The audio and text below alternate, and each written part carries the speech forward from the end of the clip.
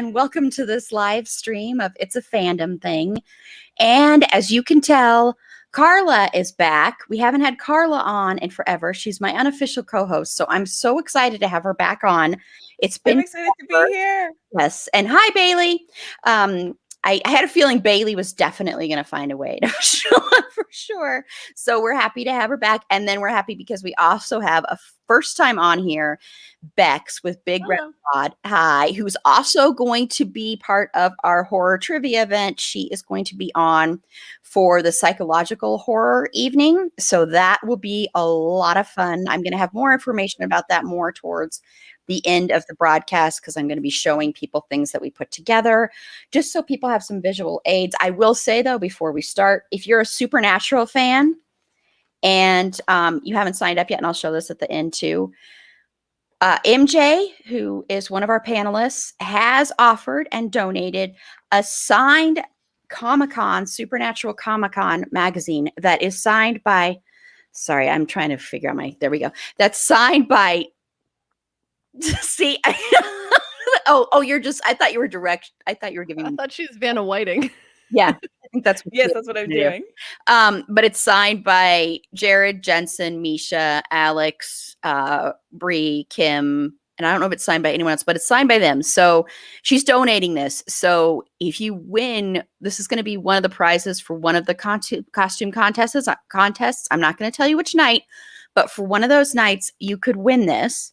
So go on over to the link, head on over to our social media, sign up. It's just $5, $5 donation. Yes, Bailey, you do still need to sign up. You only have a week. Get to it. Come on, Bailey. Yes, yeah. Anyway, sorry, but it's only $5, and that money, of course, goes to a Black Lives Matter organization and a Stop Asian Hate organization. So that money's doing good, and you're going to get something for that. I will show it now. I'm just going to go ahead and show it now. So these little baggies that we put together today, me, Sasha, and the other Aaron who created the pins. So you're going to get a bag of goodies in here. You can't really quite tell what they are here, I know, but there's like popcorn. There's the pin, our new pin, which I'll put it up in the thing later. But our new pin that Aaron designed, popcorn, Pop Rocks. And then there's something stuck on the Pop Rocks, which if you know that urban legend, I'm sure you know what that is. And there's other stuff in there. And it's just a big goodie bag that you're going to get just for signing up, just for that $5. So you're getting something no matter what. So hurry on over. There's only a week left. And yeah, so, not much time. And then we start that 2 weeks from tonight. We start that on September 4th with zombies. Okay, so I'm going to go around and have my panelists tell me what they're into before we get into our topic, Supernatural. So, Supernatural. Whoa, when did I sign up for that one? And how much time do you have? We're doing that again. No, we did like 20,000 episodes on Supernatural. We are not doing another 24-hour live stream. Yeah, 24-hour live stream. Yeah, that could be our 24-hour No, because I can do up to 10 hours.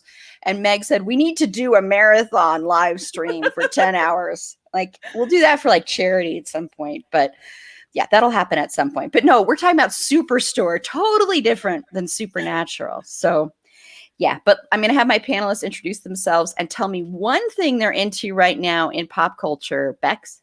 Yeah, so I'm Bex, and I've been really into Pose lately. I don't know if either of you have watched that. I adore it.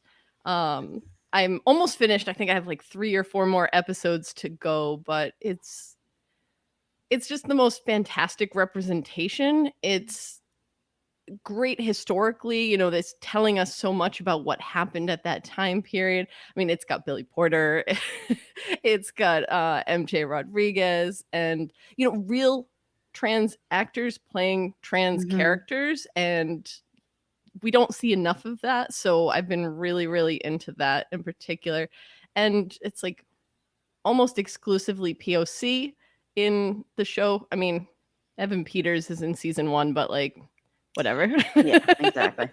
Yeah, that's my big thing right now. Awesome. Yeah, we did an episode on Pose last year for our Pride Month. So definitely go and check that out after you're done with that. And yeah, we talked a little bit about that when we did our Ryan Murphy coverage. But as I said, Ryan Murphy does not deserve any credit for that show, even though he's a producer. I don't like to give him a lot of credit because he still has a lot of transphobia that he has in his show. So I don't like to give him a ton of credit. And yeah, that's a good show. And I was glad Evan Peters was not a white savior in that show. Yes. Thank you. Because I'm not a big fan of Evan Peters, honestly, but yeah, creepy. I mean, it worked for the character, but he's just kind of creepy. Yeah. Now, if it happened Darren Criss. Oh God, yeah. Me and my Darren Criss thing. That's my new thing. Suddenly I meant to add that. Breathing, and you're like, oh. I meant to add that to the bingo card. I meant to change the bingo card and add Darren Criss on there, but it didn't ever happen. So, but here's our bingo card. Speaking of that, Bailey, I'm sorry. I forgot to post it in there, but there's our bingo card. So, and I know I owe Bailey like so many, but I'm trying to get her to the point where she's going to be wallpapering her wall. So, Carla, what are you into? Well, I'm into being back. I am so excited. I've been looking forward to this for weeks. I've been preparing for this. Well, kind of. I've been preparing for Felicity for the showdown, which will take place next week, next Sunday, by the way, viewers. Come back on next Sunday and watch Meg and me really just go all in on the Ben versus Noel debate. But yes, this is pretty much what I've been into, just being very excited about coming back. Yeah, we're not going to talk. No. Erin was very into my response until I got to the Felicity thing. And suddenly she's like, okay, when can you take your next break? Yeah, suddenly you've disappeared from the schedule. I don't know why, but you've disappeared from the schedule. It's very Imagine. It's very odd. Yeah, and Bailey, I think you probably commented right after I put it in there. So let me know if you still don't see the link in there for the bingo card. So yeah, so play along. So we've all laughed. And of course we've mentioned Supernatural, but that's our freebie card anyway. I don't know if we've done any other ones. So she did get it. Okay, good. So I don't think we've done any of the other ones on there. But you know what? You can take, never mind. We'll see if it happens organically. But yeah, I should have added Darren Criss on there. Okay, and this is Erin. And what I'm into is, there's nothing really because all I'm doing is stuff for the podcast. So it's so hard for me to answer this question lately. I will say, and you'll hear about this on our next episode, speaking of Darren Criss, I am so into the acoustic version of Teenage Dream. I can't even begin to tell you. And then watching the YouTube clip of when it was in Glee and crying, it's beautiful. So I'm really into that. So. Okay, well, let's get into Superstore, and feel free in the comments to also list yours as well. But I want to know, Bex, who are your top 3 favorite characters? All right, so I'm going to start with my first one. And I've listened to Carla and Meg's episode of Bed Wed Behead on the show after I finished it. And my first character might be a bit controversial. I don't know. My favorite character is Garrett. Hands down, 100%. I love Garrett. That's mine. I feel everything that Garrett expresses. I mean, we'll talk about my time in retail later, I'm sure, but I spent almost as many years working at the same retail locations, just like he did. And he's also the only character that never annoyed me or seemed too caricatured, right? Like, some of the characters I'm like, okay, yeah, there's always that person in the workplace, but like, you're a little bit above and beyond, and I don't know if I buy it. Garrett, I always believed, and I also hate birds, so I was totally okay when he let them all out. Totally. Oh my gosh, wow. So we have a bird hater on. Yeah. I'm afraid of them more than anything. So I would have been petrified to even like unlock it in the first place. But it was That was probably my low moment with Garrett, though, when he didn't tell Dina and admit to that. That did bother me, but it did still seem to fit his character, and so I believed it, even if I didn't approve of of that. The next one I put was Sandra, and Sandra was one that I think it took a little time before she became my favorite, but I don't know. Like, yeah, so she's a pushover, and yeah, she just kind of like gives in to like, oh, Carol just wants this guy that I'm into, so I'm just gonna let her have him. Like, and yeah, so she did lock Carol out during the tornado, but It was completely justified, though. I feel like, you know what? She gets a free pass for that. Thank you. Yeah. And I adored, and I'll talk about this a little more later, but I adored when she adopted Tony. I really like that bit about her. So. Me too. Yeah. So those, and then the last one, I'm gonna double dip, but it ties together. There's not like a two reasons, but Brett and Myrtle. I have a thing for like those little side characters that are just like, Brett does not say a single word the entire time, and that is amazing. Like that bit never got tired for me. Just his face, and always the same face. And when he came back after the tornado and wasn't dead, like, oh, spoilers.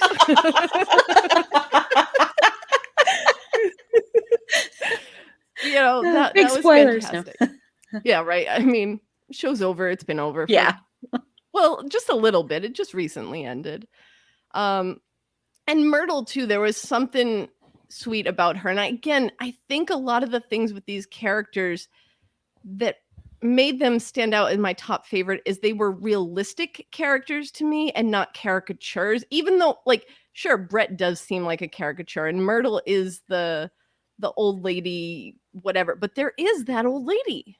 Like, when you work in retail, she's real. She really exists, and she's been there forever, and she doesn't do anything, but also you feel bad if she's not around. So I put the two of them in my top 3 just because, I mean, I made it to top 4. I cheated on my first episode. I'm sorry.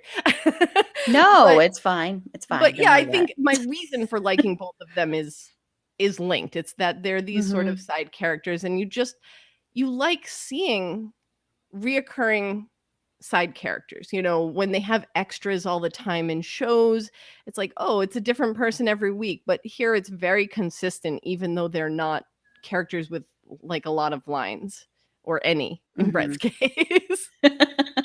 So those were my top 3. Yeah, those are good. And Bailey said, and hi Panda, Bailey said that it reminds her of Dwight. This was the birds being set free. Reminds her of Dwight in The Office putting Angela's cat in the freezer. I think that's a little bit more extreme, but yeah, that's true. Can I confess something on this podcast? I've never watched The Office. Well, there's a big spoiler for you. That's all right. That's all right. That's funny. That's a big confession. So yes, yeah, I know. I feel like I have to be honest here. Yes. Now I feel kind of glad that Meg's not on here. Oh, that's true. Like, so exasperated about it. Like, you've never watched The Office? Listen, one of my best friends is the same way. It's like her favorite show ever, and I'm like, I'm sorry, we just don't talk about it. Yeah. And Panda says, "Welcome back, Carla. Panda missed you." Yeah. So I am so happy to be back. Oh, it's okay, Bailey. That show was a long time ago, so I think that's okay. Yeah. It's you're fine. Yes. Right. I mean, Bex may be crying, but I'm just kidding. I mean, at least you didn't reveal who the Scranton Strangler is. That's true. If you had done that, now that might have been like, yeah. Like, we would have just had to, like, cancel Bailey. Yeah. He would have been, could never ever do that. Poor Bailey. Okay. And my, Carla, sorry. Hi. like, It's been so long wow. since you've There's been two of here. us, and she skips you. It's Welcome I back, know, Carla. it's like I'm kind of just like, wow, I feel so unwelcome now. Now it's like, I guess I'll just have to leave again for a couple of months Yeah, yeah. No, until I just get a kidding. better welcome. No, I'm kidding. All right. So first of all, that's a solid top three. Love it. I think Sandra doesn't get enough love, so I'm very glad that you gave some her way because she's fantastic. Now, my favorite are none of those, but that's okay. I still love them.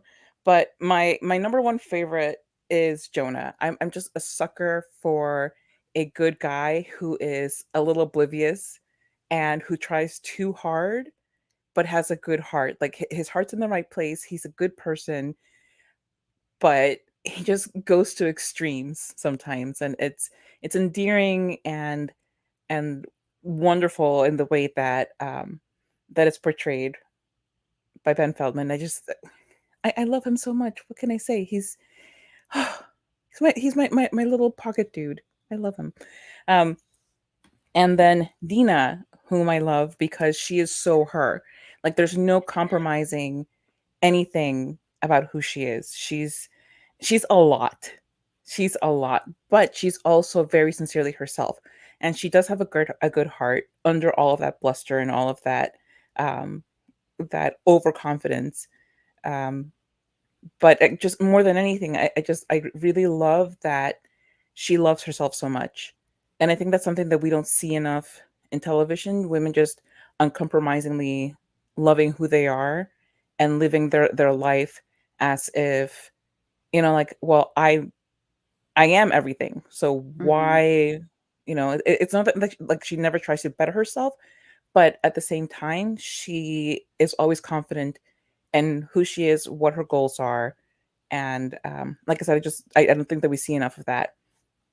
And Cheyenne, because she's like this tiny little baby thing, and she is simultaneously naive and sweet, and also catty and petty, and her the shenanigans that she pulls just always crack me up. Um, uh, I'm blanking on her first name, but first name Sakura is her last name, is so good at playing Cheyenne. She gives her all of this kind of, she's not airheaded, although she does airheaded things. And by the end of the show, she's one of the characters with like the most growth. Mhm. And it's Nicole. And For sure. Nicole Sakura, thank you. Yes. I'm like, Amy Sakura? No, that's not right. Amy's a character on the show. No. Um, but yeah, she goes through this big transformation from being this a teenager who suddenly is having a baby and getting married into being an adult who is responsible and creative and approaches things in a way that is unexpected, but in a way that also makes her an asset. So I just really love her. I I love do. all I of these really do like people. her character growth. She Yeah. was on my short list for sure. Yeah, she's a good one. Well, you both took two of mine. So you both took Garrett and Dina were on mine. So Garrett was my number one. I agree with everything you said, Beck. So I won't really add into that. I'll just go ahead and do my third one is Mateo. I love Mateo. And my alternate was going to be Cheyenne, if that was mentioned. And then you mentioned Cheyenne. So so I couldn't do that either. No apologies. I just think, and we'll get into relationships here soon because I love Mateo and Cheyenne's relationship together a lot. And I just think Mateo watching his character throughout the show was so great. And I loved how he would sometimes do little things where he would be calling out someone or he'd be calling out something happening and nobody even realized he was doing it because he was so subtle about it or the way he would go about things. But he had such a beautiful, great heart. I mean, just such a really great heart. And I think sometimes, he tried to have a tough exterior because, of course, he was afraid he was afraid he was going to get deported. He was afraid, of course, of certain people finding out about his sexuality. I think there was part of that in there too. And of course, he had, the relationship with the boss. And then, of course, when he met Amy's brother, that was a good relationship and sweet relationship. And I wanted to go out and hang out with him. He was the character of all the characters, even though Garrett's my number one, that I would want to go and hang out with and spend a day with. And I would also love to go do karaoke with him, although he might not do karaoke, but I would love to at least go and do karaoke with him. Mateo would totally do karaoke. Are you kidding me? That's true. 100%. And I just think he'd be so Totally. much fun to do that. Him and Cheyenne. I'd like to go out Yes. and do karaoke with them. I just think that would be so much fun. So that's how I judge that. And then Bailey has Garrett, Cheyenne, and Mateo. So yeah, good choices there too. So we all kind of agree on these, which is kind of nice. I mean, I think everybody made good choices. So I'm glad. Yeah. If I was going to get pushback from Carla on the Garrett one because they beheaded him, and I No. was so. But I was that so was upset. pretty reluctant. It was pretty reluctant because we love Garrett. Okay. He's All right. just- All right. I think because we did Superstore twice, Mhm. and there has been so far nobody that we've been eager to behead. Okay. All right. All right. Yeah, putting together the next list, which is going to be our least favorite characters, was so hard to do because honestly, the majority of these characters, even if I don't really necessarily like them that much, they still have moments where I like them. Mhm. So this was really hard for me. Like these were just kind of like, okay, I guess these would be the characters that I could get rid of if I wanted to get rid of any characters. So Bex, so it was hard for you to come up with this list then too? I don't know if it was hard for me too, but when you just said if I had to get rid of any characters, I don't necessarily want to get rid of these characters. I think they're crucial, but there were Yeah. things about them that really just grated on my nerves, just made me feel like I was still working in retail while I was watching it. I'm like, I don't need this feeling anymore. I left it behind. The first one for me is Glenn. I put him and I do think he meant well. But you're the store manager. You're not that stupid. You got that way. And I think they dumbed him down in later seasons. I really think they dumbed him down in later seasons. And that was Yeah, that I do agree with. And his voice was just it kind of grated on me.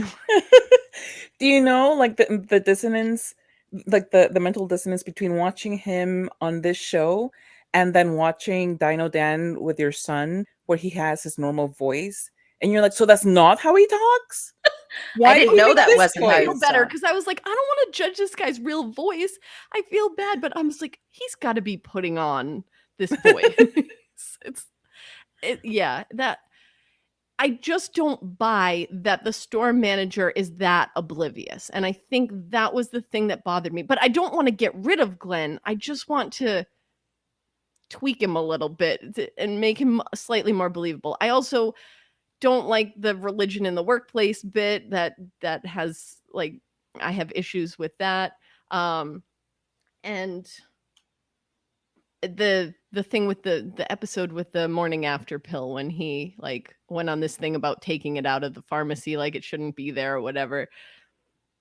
Those are just little things. So, I guess maybe in a way it was kind of hard to pick because I was like, I don't need to get rid of any of these characters. I just need to make them. Well, okay, there's one on here I would just get rid of.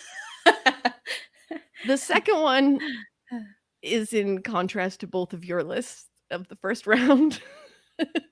And that's Dina. And Carla, what you said about Dina, I get it. I hear that, and I think it makes me a little more okay with her. But again, it's just that sometimes she was really really petty and just to me again, it's this over the top characters. I want to believe my characters can be real, and I get it. It's a TV show. We need to have caricatures to some extent. I get that. I'm not I know how TV works, but it just sometimes I thought, oh, we're getting there with Dina, and then it was like one step forward, two steps back kind of thing for me with her. but I didn't hate her, and I don't want to get rid of her. Like that's not an issue. The one I would get rid of, and maybe it's not on your, but Carol, really, Carol. Yeah, that's on my list. So Okay, all right. yeah. I feel better. She just unnecessary. Like, okay, yes, Sandra is clearly lying about her relationship with what's his Oh name? gosh, what is his name? Why am I Jeff. forgetting? With Jeff. Thank you. I wrote down some notes so Jerry. I would remember. Oh yeah, with Jeff. Oh my God. With Jeff, the fake relationship with Jeff, and Carol knew it and everything, but like, did she really have to? Like, she was not interested in Jerry. She just wanted Jerry because she wanted Sandra not to have Jerry. Like, Yeah. we don't get out of here with that, Carol. I don't need that. So she was the one that I like. At the very least, after the whole incident with the cat, it was the cat, right? I think so. Yeah, she was. I mean, she did some Yeah. weird, messed up stuff, man. After the She thing with did the some- cat, I was like, okay, she doesn't need to come back now. She does not. Like, now we can write her off. That's okay. Yeah, she did some very weird stuff. Yeah, So, kind of yeah. messed up. Like I said, Glenn and Dina, I don't want to get rid of them. I just want to make them slightly less extreme. Sorry, there's some hurricaning happening in the background. So Oh, if you hear that's the okay. rain, that's what's happening. Yeah, All right, stay safe. Stay safe. I will. And Bailey, I'm just going to go to a couple comments from Bailey. That I'm going to put this up here. Bailey buys that Glenn is that oblivious, but maybe it's because of her own personal experiences in offices and not retail necessarily. And then she's talking about how she thinks about the Plan B storyline so much.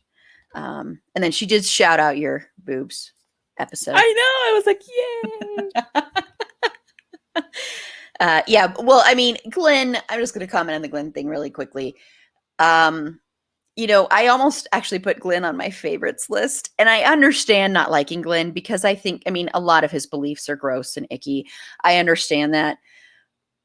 But I think honestly, he has such a pure and good heart, and he cares so much for his employees and the store. Like, he genuinely does. And to have that in someone who is a manager, like, when it starts, he's the manager, is so rare that I appreciated that fact. And yes, his religion stuff and combining that is problematic. I do agree and I acknowledge that. But I think that is so rare in any experience I've ever had in retail, that to see that was just kind of a pleasant thing where he actually, and this is a store that drove his family's business into the ground. And for him to still have respect for that, I'm not saying that's a good thing to do, but it's still, that's pretty incredible. That's pretty forgiving. Yeah, I have feelings about that too, but I love that they address so many of those types of issues in the show. I really appreciate that. Yeah. Okay, now here's the sirens. Sorry, muting. Oh, that's okay. And Carla, who are your Yes. least? I have a rebuttal. No, my thoughts on Glenn real quick are that, one, he was a necessary character because I don't think in any work setting in the United States you don't run into somebody who is like him.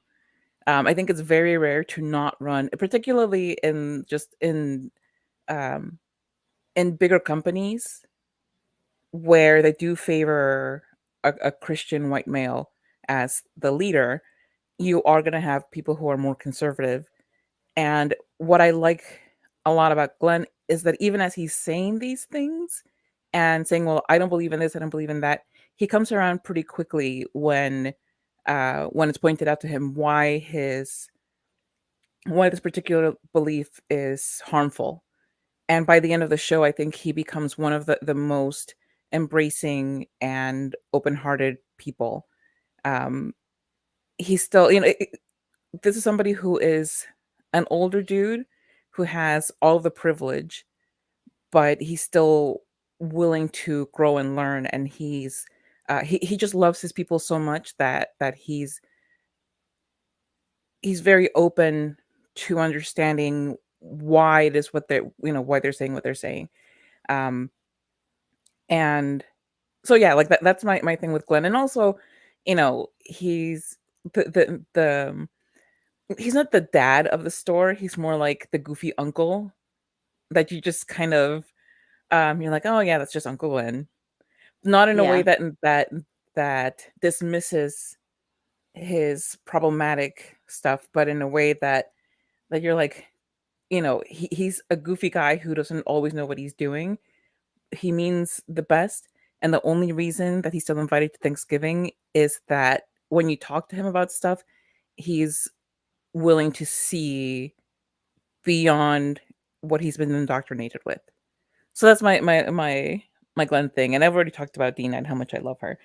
But as far as my least favorite characters, top of the list, absolutely Carol. She is Yeah. the worst of the worst. She's toxic, she's actively harmful, and I don't know how she um stayed so long at the store because like wow. Wow. Like some of the stuff she pulled, just come on. Yeah. Um and the fact that she was like at the in the finale when they're all having the little cookout, it's like, why did you invite Carol? Why? I would be so offended if my friends had a cookout and they invited my nemesis. Like, how dare you? Yeah, no, that part wasn't believable. Like, I'm still Yeah. friends with my retail, some of the people I worked with in retail, but not all of them. And I'm certainly not going to have a big giant cookout with my nemesis. Yeah, no.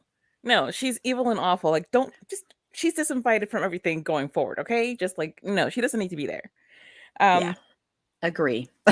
Yeah. Big time. Second on the list is Adam, because he's just a terrible person, like yes, Amy saw something in him, which is why she dated him at all, which is why she had two children with him. But he's awful. He's awful. And I was very relieved that he wasn't in that many episodes. Like once the story Mhm. progressed and she divorces him and they move on with their lives and whatever, you stop seeing Adam so much. And I was like, thank God. I don't think I could have tolerated too much of this guy on this show. I would have been like, bye-bye. So Adam, bye-bye to you. And thirdly, Jeff. I started out really liking Jeff. Yes. Thank you. I really liked him at the beginning, and there are a lot of times when I really feel for him because I mean the guy, I just feel like there are a lot of times when he is a solid ally and he does try to do right, especially by Mateo. But there's also a lot of times where he's just a creep and he's just gross. He just there was a lot of times that he just seeing him on screen really bothered me. But I did like back when he wasn't a weird, sketchy, problematic dude, and he and Mateo were dating, and like the good times with Jeff. Mhm. But they did away with that really quickly, and honestly, it devolved into like a Yeah. very goofy, Yeah. weird thing with him. I So I think think that's I like Jeff too much in the beginning to put him on the bottom list, but it is very similar to Glenn in that way where they just went too far with him that I stopped believing in the later seasons that he was really like, and I know some really not so great, I'm trying to use pleasant language here, some not so great district managers for sure, but it was just again a little too far over the top. Yeah. right. No, Yeah. absolutely. I They agree. went way over the top with Jeff because I was like, you could have just written him off, or you could have done something else with him other than made him this cartoonish kind of pseudo villain type. But I really wanted to root for Jeff until he made me kind of want to slap him instead. Yeah. And I mean, I think we're at another time where a lot of things have been taken from mine because I had Jeff and I had Carol. Yeah, definitely. And so I'll just name a couple others that I had like an alternate on here, but I don't really necessarily dislike him. I just think sometimes the thing shtick got a little old. And that's Marcus. I know. I mean, I don't know. Marcus had his moments, but it was just kind of like, I don't know, it just got a little bit annoying. He kind of, for some reason, and this is going to be the oddest comparison, Bex won't understand this because she hasn't watched The Office, but for some reason, Marcus reminded me of Andy. Andy. Yeah. No, not Andy. That's Parks and Rec. Sorry. Of, No, there's an Andy on there. Yeah, isn't there? Yeah. The one played by Ed Helms? Yes, Andy, yes. But all of a sudden I was thinking Parks and Rec in my head. Yes, reminded me of Ed Helms' character. Yeah, reminded me of that in Office. I don't know why, because they're totally different people. But for some reason, I just It's kept the energy. thinking, yes, it's that They have energy very of like similar all energy. on and always Mhm. trying to sort of puff yourself up to be better than you are. And I don't know, there was something about it that was off-putting. Yeah, except less likable. So you think Marcus is less likable than Andy? And I hate Andy so much on The Office. I hate him so much. I like Marcus much more than Andy, but because Andy became this like a total scumbag in The Office. So more spoilers for you there, Bex. It's all spoil good. all of The I mean, Office. I deserve spoilers at this point. And yes, doesn't like Andy. And then for Jeff, I'm just going to put a couple of comments on here before I get to my other one, which is more just ones throwing in that was kind of could do without her thing. But this is going back to Glenn. And this is Bailey said, "Amen, Carla. I think having his beliefs be concentrated into one character may have made him less believable to some people rather than having it be rampant throughout." Yeah. So yeah, because it is all that religious stuff is focused in him. I mean, there's no other character who really falls under that category at all. Right. And I mean, it would have been more realistic to spread it out among like a group of characters, but also I wouldn't have watched Superstore if that were the case. True. So, right. It made that whole suffocating presence of imposing your religious beliefs on other people more tolerable, not only because it's only one character, but also because he is on the whole fairly benign, and he's more willing to accept arguments than a lot of real life people. You do see his beliefs as more of an innocence than a malicious sort of thing, or a push. Like, he wants to push it on you, but it's because he really thinks it's a good thing, not because he's trying to like score points or something with whoever. Yeah, which is why I don't have as big a problem with him, because I think I don't know. I'm and you could look at it there, not to get too heavy on about Superstore here, but you could also look at it as there are a lot of religious fanatics out there who will wear that cloak of being really nice and genuinely kind and caring and to take you in, and then underneath it all, they're actually doing a lot of harm and they're discriminating a lot. So you could look at Glenn as, being a wolf in sheep's clothing. It's hard for me to look at Glenn and think that, but I think there are some religious people that are like that and some managers that are like that. But, not to get too deep about it. I don't think that's what Superstore was trying to say, but No, I never got that vibe, but it was nothing nefarious about Glenn. Right. No. And then Bailey also said Jeff reminds me of Andrew Aldridge from 4 Weddings and a Funeral, the TV miniseries, which I didn't watch, as he was only an ally when it suited him, if that makes sense. That makes sense. I haven't seen that, but that makes sense. Everything Jeff did was to suit him, at least after his and Mateo's relationship. I think up to then he was well written, and I really, I'll talk about it. But once that whole thing went down when Mateo broke it off with him, then it was just, he spiraled and it was too much. Yeah, I agree. He kind of went, I don't know. He went down not a dark path. I don't know why I keep saying dark. for this. This show is not dark. I think you watch too much Ryan Murphy. It's like a And holdover True from that. Blood, and then all this other stuff. I'm like, And now we're talking about a Gilmore comedy and you Girls, just can't handle it. and Gilmore Girls, the darkness of Gilmore Girls. Yes. That The dark darkness of stabby Dean. darkness. Yes. Of watching Dean and Gilmore Girls and waiting for that moment that he snaps and kills somebody. That's what I'm just waiting for. Been a minute since I watched that show, but It doesn't happen, but he yells at everything anyone says, except for the one moment I was watching an episode today, and I was like, okay, this would be an actual moment that you are allowed to get angry. And he just stands there all calm, and I'm like, seriously? But someone says, I don't really like the color blue. I used to like that. What? How could you not tell me this? I mean, seriously, that's how he is. Thank you, babe. Baby Terrible loves high school my boyfriend. DNA. He was like red flag, red flag, red flag, red flag, but nobody none seemed of to those care. guys were good. None of them. No. I mean, I No. hate Jess Jess was maybe too. the Ugh. closest. Oh, I think hate Jess that is so Maybe. much. awful. Ugh, Yeah, I but hate him. the other guy, the rich one, no, goodbye. Oh, I she haven't hasn't gotten to there.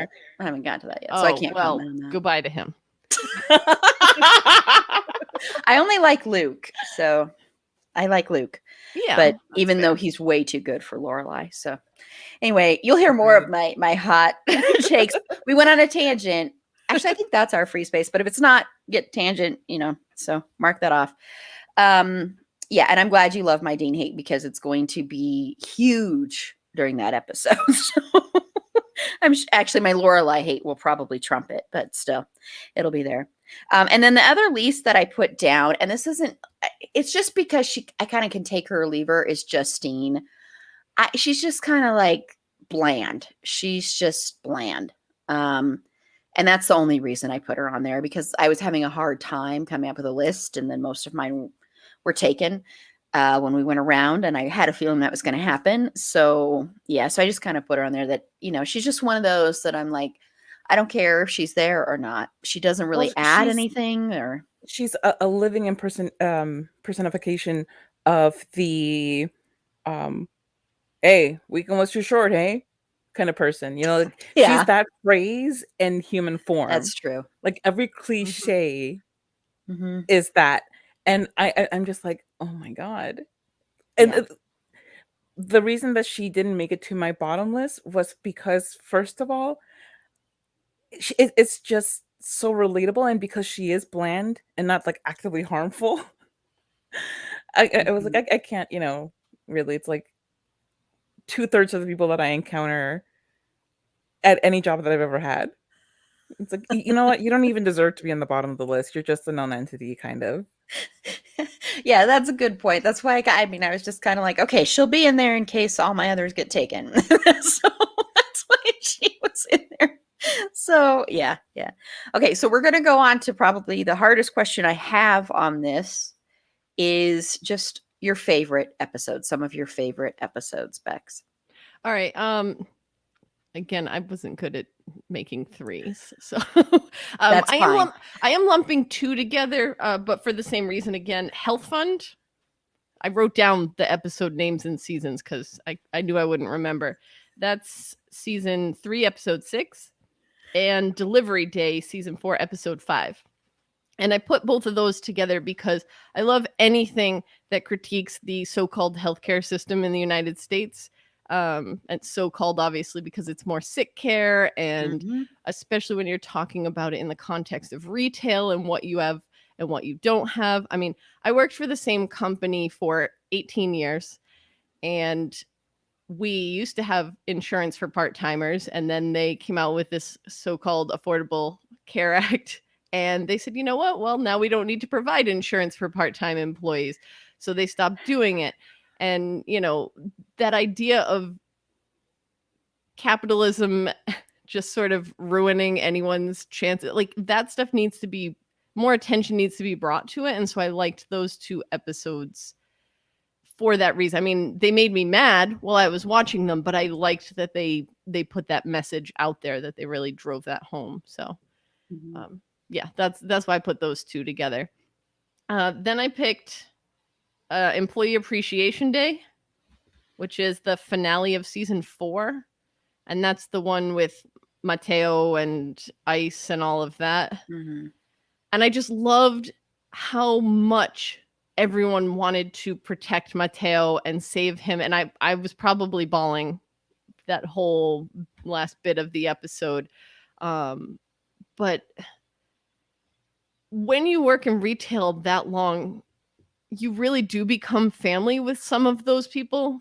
And we don't always like all of our family either. So it's okay if we don't always like all of the people that we're working with, but we still in some way consider them part of our family. And just the care, they're like, okay, well, let's do this. And if we take him this way and we can save him, and, and sort of the overhead shots that they did with him being surrounded in essence. Yeah. It was really, I like painful things. I don't know what, but I do think that was, again, just the love for Mateo in that episode really made me happy. And the last one I picked was, and I don't know, maybe this is a weird one because it did seem like a little too soon at the same time, but it was, I think they actually labeled it episode 0, but it was the first episode of season 6. Love that episode. Did I steal that one from you? Yeah. Too? It's called Essential, and I really, for the most part, I don't know if I want to see COVID in TV shows because it's still happening. But when it comes to an essential worker group that's so often left out of the conversation, which are these retail workers, I really appreciated, again, that they brought attention to it. I watched 911 and Lone Star and all of that, and they were wearing masks. And it's like, well, yeah, you're like health, like emergency personnel. Yes, of course you're going to be wearing masks in this time period and everything. But we don't necessarily always think of the retail people who are having to do the same thing day in and day out, and that they took the time, because you can see from the episode titles, right? The end of season 5 is like California part 1. And then the second episode of season 6 is California part 2. So they clearly wedged this episode in. It wasn't part of the original plan, but it was a really important thing to do. Instead of just suddenly having everybody working with masks, they actually took the time to discuss the impact that it had on all of those workers and what they needed to do with the curbside stuff and all of that. So I really, anything that draws it, like, that's why I had a hard time picking 3 episodes, because anything that draws attention to the difficulties that retail workers go through, the reality that retail workers go through, that people who have never worked in that area, they just don't think about it. It's not malicious. It's just they're unaware and they don't bother to take the time, which is why everyone should have to work at least 1 year in retail in their life, so that they have any clue of what people have to go through. So, soapbox. I agree. There you go. I agree completely. Yeah, and plus the fact that these people are essential workers and they're making no money, and they have to literally risk their lives so that you can get toilet paper. And they don't have insurance. Yeah, and it's just, and they're just treated like crap. And the whole thing of, when Cheyenne started that whole thing in the ceiling with the storing all the stuff they were hoarding. Because they couldn't get anything ever. It was funny, but at the same time, it was sad, because I'm sure that probably happened because, everybody else was taking everything. And so when are they going to have a chance to take anything? And, that's one thing I think we're going to get into working our own personal stories with retail at the end. And then please feel free to share your own in the comments as well. But I think that's a thing that this pandemic has really taught people. I mean, more people that work there, is I think a lot of people have gotten to the point where they're like, wait, maybe I'm worth more than this. I had to risk my life and I'm getting paid nothing for this. Yeah. I don't have good care. I'm not cared about. Society obviously doesn't give a crap about me. They did for like 2 seconds. And now it's back to, you're so lazy because you don't want to go back to this job where you're treated like crap and you make no money. It's like, no. I mean, No, and I live in New York, in Brooklyn actually, and so we do have like what most people in the country would consider a high minimum wage, right? New York's city's minimum wage is $15 an hour, and the federal one is what, seven and a quarter or something Yeah. like that. But our cost of living is also quite a Yeah. bit higher. So $15 an hour. And then on top of that, you're saying $15 an hour. These jobs are not hiring people at full time. They're hiring them at part time. So at most, you're going to get like 30 hours a week. So you probably have two of these jobs and public transportation to get to each of them, which is another thing that puts you at risk. Mhm. And so there's so many factors that make it not worth it for people. I wanted to comment Yeah, I was on gonna put a couple of Bailey's thing about I like painful things. You may just like to feel strong emotions. I do. I don't think I love pain, and I do think I like to feel strong emotions. So I appreciate you like wording it like that, because it just yes, that's it. I like painful things. Well, I like painful dark. things for other Same. people, but not painful things for myself. Oh, Like, I wait, that's tweeted the other another day. podcast. Hold on. We did I that do- one earlier. Yeah, this year, yeah. I actually. listened to Right. that one, but I tweeted just the other day that, like, I don't know why, God, why did you make me a being that seeks out the angstiest fic? You know, like, why can't I enjoy saw that. fluff? Like, I'm not built for fluff. I'm built for angst. yes. I want to feel the pining. Yeah. Same. Well, and that's why, like, if I'm really depressed, I will listen to super depressing music. I will watch super Yes. depressing stuff. And I know that seems really counterintuitive, but it actually helps a lot, especially if it's really, Why? if it's really Yes. angry music and you can yell. Like 9 Inch Nails is so great to listen to when you're really, really depressed Yeah. because you can I just want yell to those. say to Bailey, you're a monster. Because she just Oh, it's 'cause made she a just said 91 91 whiskey. whiskey reference. We know Bailey, about you're a monster. Hey, sweetheart. It You're feels like not this. getting a fish. Okay, I was like, I didn't see. I read 91 whiskey, but because I remember after I finished it, and Carla, I think you said in a private chat, you went, "Hey, sweetheart," and I'm like, "Hi," and I just And I was like, what is wrong with it? You're supposed to cry now. It didn't get to me. I think on the same level as everybody else. So I was like, so when I see we're not getting a fish, it means absolutely nothing to me, even though I've read it. I'm like, okay, get a fish. I'm like, Bailey's leaving to get a fish. She has to go and get a fish. Okay, For a lot of us who have read and are obsessed with 91 whiskey, a 91 whiskey reference is like you're a sleeper agent and somebody says your go word and it makes you do something, which in the case of 91 whiskey is reread 91 whiskey. Yes, that's what Bailey reread said. that one. I really liked it, but I don't go back to fics too often, and there's too much of the war stuff, which is really important to the plot, and I wouldn't have changed a bit of that story in regards to that, but it's really depressing to get through, and I like angst, but I want angst between the characters, not angst with the world. No, I was gonna say I generally- want angst between the sheets. Sorry. Which you also get with 91 whiskey. But yeah, like it's just, oh my God, I'm not gonna get into this because we will take like another 3 hours talking about We mentioned 91 whiskey. fanfic. There's another Right. fanfic. Oh, There's yeah. another square there. Bailey well, provoked us.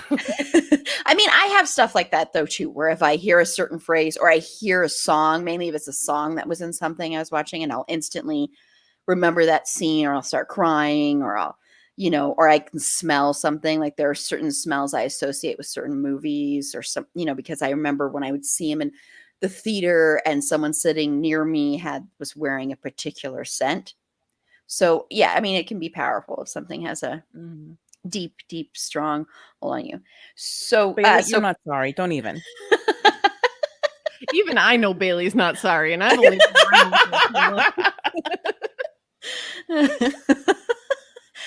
so Carla, what are some of your favorite episodes? I agree about Health Fund.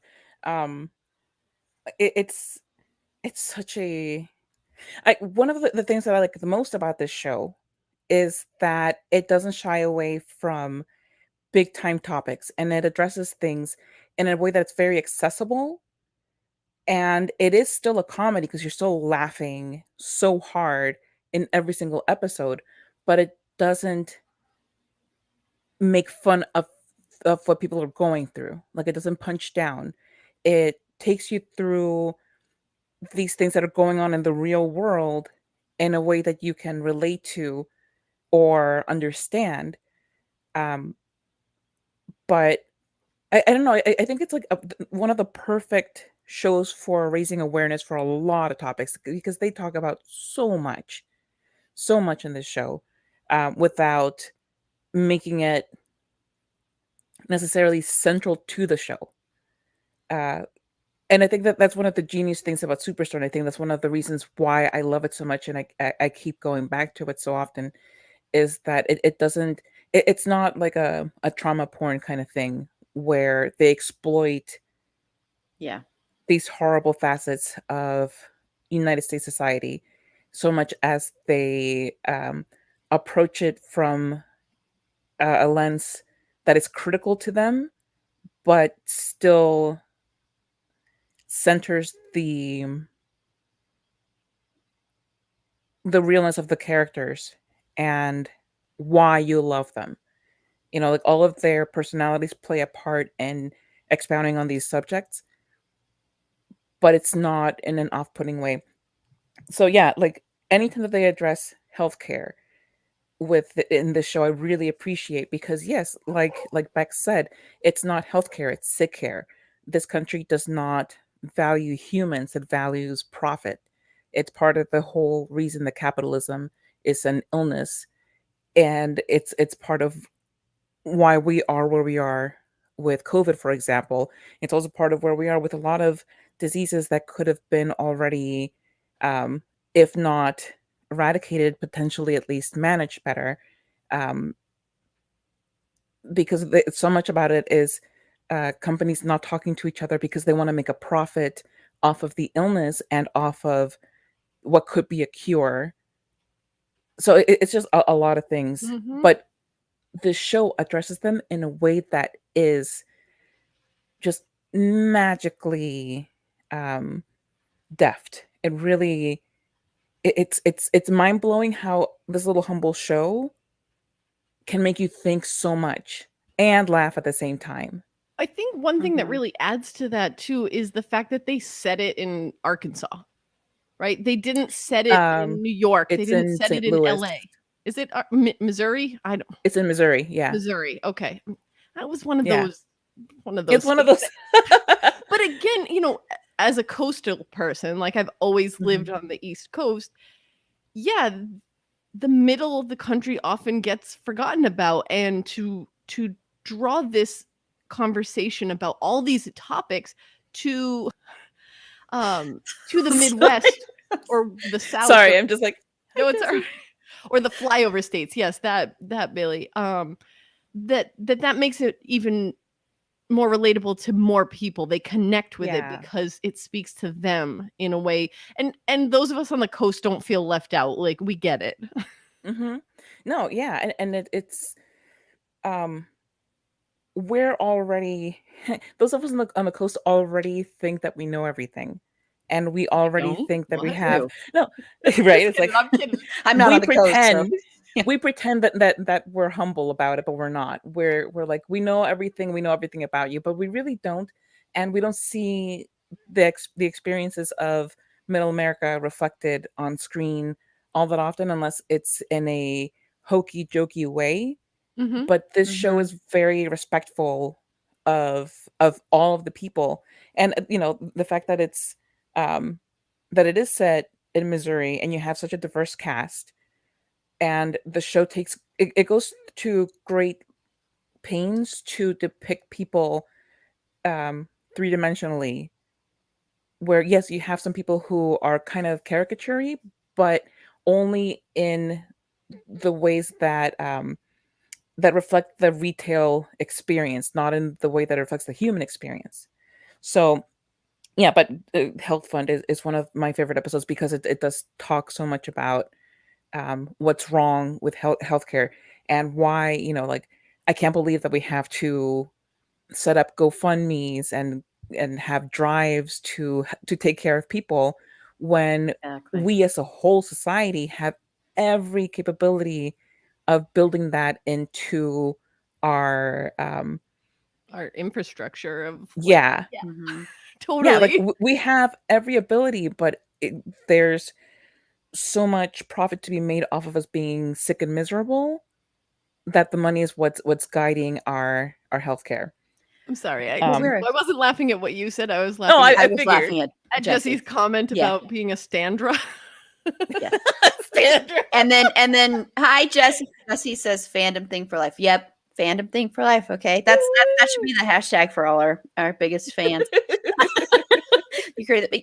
I mean, capitalism is a disease, in my opinion. Yeah, I mean, absolutely. and what we're seeing is the symptom of the disease.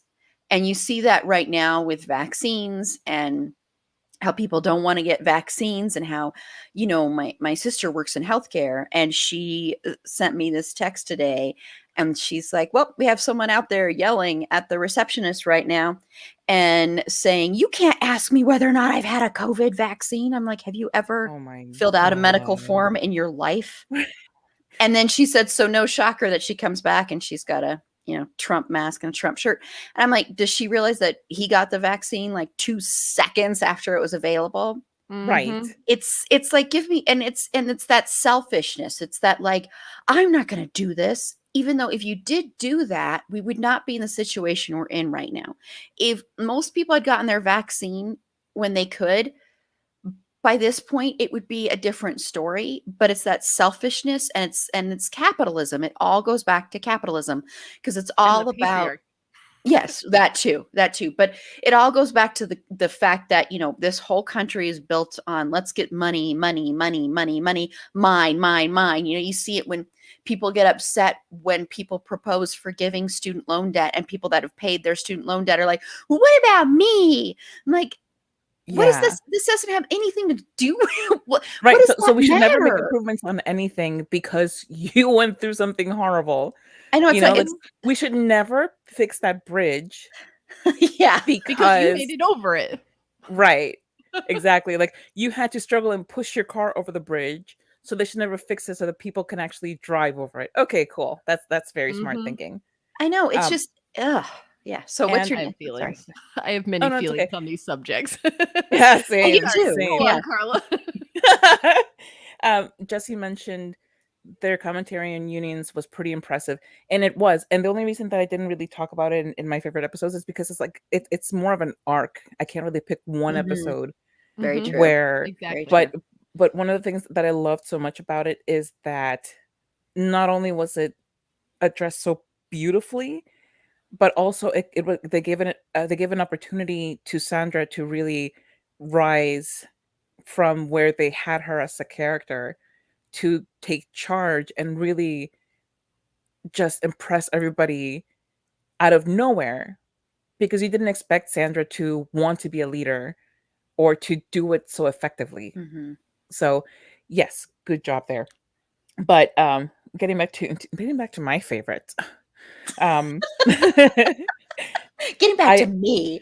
I mean, like, can we make this back about me? Because I like that better.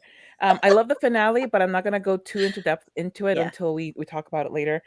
But I think as viewers recently of smart comedies, we've been really beautifully spoiled recently with really, really strong finales. We had the Good Place finale, the Schmitz Creek finale. We had this finale that are I know, Bex, I know. Um, That's the cutest thing. But I don't know but where it came from. Why did you start calling it that? oh I feel like I well, missed that episode somewhere along the line in my oh listen. no, I've always called it that, and it's actually Okay. really funny because the first time that I texted my sister to watch the show, and I said you have to watch, and I wrote out Schmitz Creek minus the M, and so she's like She's looking for searching for shows. Schmitz Creek, and she's like, where do you even watch this show? And I told her, she's like, I can't find it. I'm like, did you take out the M like I told you to? She's like, why would you put it there in the first place? And I'm like, well, you know what? If you don't understand me by now, like honestly, that's a you problem. Like you've known me for your entire life. Like, how are you surprised? But yeah, so we've been spoiled with these wonderful finales that really care about the fans, care about the fandom, and care about the characters. But I'll talk more about it later. And then my final one is Tornado, because that is like a fanfic come to life. I'm so sorry, Aaron, to take one of yours, but it is a fanfic Okay. come to life, and I appreciate that so much as a fangirl, as a Simosa shipper. Um, it's hilarious and just so touching and beautiful and romantic and just squishy sweet. It's one of those episodes that, you know, it's the very first episode I watched of the series. I happened to be flipping through channels, um, and it was just on, and I'm watching this, and I'm like, I don't know who these people are, but I want to know more about them. So then I started watching the series, and I'm so glad that I came across that smushy, gooey, lovely episode. And also because, you know, living in South Florida, awful weather and being, you know, hunkered down in places, like, yeah, like I get it. I've lived it. I'm familiar with it. So yes, this is very much my kind of thing. Yeah, well, most of mine have been taken, so I'm like, what am I gonna say? So no, I'm just kidding. I tried to write it down much, but Oh first I wait, want to say hi, Mrs. Sutton. Hi, yes, I'm hi, so happy to meet you, Mrs. hi. Sutton. Hi, I thank you am so so much. happy to see you. Thank you so much for joining. Yes, I'm happy to see you to virtually see you in the comments. Oh, and Jonah is her favorite. So I know Carla will definitely Look, agree on that. oh my gosh, you're after my heart, and I love you for it. Well, thank you so much for joining us and for watching. We're very happy to have you here. Jesse did hint that you might be coming to watch. So thank you. I'm glad you could join us for this one. And since you work in a superstore, I will be excited if you want to share when we start talking about our own personal experiences in retail. Feel free to put those in the comments and then we'll share those on there as well. Okay, so I'm going to try and see if there are any that you haven't stolen from me. No. I liked when I read that you did this in alphabetical order, and I was like, "Ooh, I get to go before Carla." Even I know Carla usually gets to go first, so it's very I rare that do. she doesn't get Yes, to go it's first. like just you and Angela who Yep, get to that's go it. before me, and it throws me off because like I unmute myself and I'm like, oh. And Angela was like, Angela loves Carla so much that when she heard Carla was going to be on this, she's like, okay, so how much time do I have to watch this show? And I told her, and I'm like, you could only come on if you actually watch any of the show. But if she had come on, then Carla would have been last, and that would have been, and it would have been It would have been ABC. like, It would have yes. been ABC. How cheesy would that have been? You know what? I would have been just like, I don't know what to do with myself anymore. Like, should I come back to a different episode? Can I have approval on the names before, you know, I make me sign go into by an my full episode? name. Yes. Like the next time I'm back, okay, I'm gonna make sure there's only people who are after C. I think I'm on another episode with you too, so heads up. Yes. So by then I will change my name to AA Carla. A Carla. No, just a Carla. Carla. And Carla didn't actually explain entirely why she says. Oh no, I didn't. You I'm didn't. leaving that You for just you, said Aaron. okay. Oh, I was leaving it for you, but okay. It's because Carla doesn't curse. So even though Schitt's Creek, it's not a curse word. That's why she doesn't say it. So that's the short end of All it. right. There, yeah. which Fair we enough. love. We Good love for you, about though. her. I mean, Meg does enough for you on your podcast, so That's true. Yes, she's got it covered, and I feel like, you know what? Why would I take that from her? That's true. That's true. We swear on our podcast too, so it's all good. Well, usually on this one we swear. Most of our episodes are explicit. It's just on the live streams, for some reason, I'm like anal about that. Yeah, I don't know caught that. why. I caught that with Meg a couple episodes ago. I was listening to something. I was like, "Oh, okay, I gotta watch myself." It's just the live streams, and really, it's okay. Some people don't even listen to me when I say that, and they go ahead and do it. When we're doing our regular shows that aren't live streams, sorry everyone, this is like behind the scenes all stuff. over the place. Then it's fine. I mean, you can be totally explicit. I mean, the one we recorded last night, there's stuff about, getting rid of certain things. Anyway, I'm not gonna go there. Can't wait to listen. All right, sorry, your episodes. Sorry. So I was going to talk about my episodes, but I'm going to quickly go over what we've said on the bingo card since I just shared that with people that have joined. We did, and please tell me if I've missed some, especially you, Bailey, because I know you're probably keeping track better than I am. We did, of course, Supernatural is always going to be there. We've gone on a tangent. We all laughed. We talked about fanfic. Is there anything else on there that we've talked about? I don't think so. Oh, a dog barked. A dog barked. Yes. Mm-hmm. Yes. So definitely you can mark that. I'm muted. That's cool. I started talking while I was muted. It's fine. It's only a podcast. Yes, it's inside baseball. Exactly. See, you get some inside baseball thing. Yeah, but I'm trying to think if there was anything else. Bailey, if I've missed one, let me know.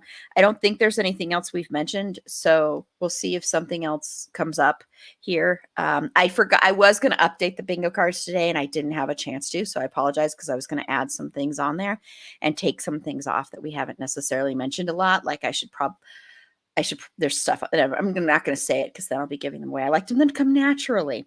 Anyway, so my favorite episodes, I think all of the final season pretty much is really great, honestly. I think, echoing what Bex said earlier about how how I think a lot of people don't want to watch shows that are covering COVID and where people are doing that. But I think this is the only show I can think of that is taking it from a different perspective from essential workers. And so I think that's why it's nice, because a lot of times you'll see the ones where, we're on a Zoom call. And yes, they had a little bit of that in here too, but it was so much about the essential workers and about people that weren't stuck at home and weren't quarantining at home and had to actually be out there during this time. So that's why I think it actually worked. And it would have been really weird, I think, if they hadn't done it, honestly. If they had just been like, we're going to ignore that, I think it wouldn't have fit and it would have been unrealistic. So, yeah. So Totally agree. Totally. Yeah. So I'm really glad they did that. And I think they handled it really, really well. So Tornado is one of my favorites. So I'm trying to think I'm trying to see the ones that weren't mentioned.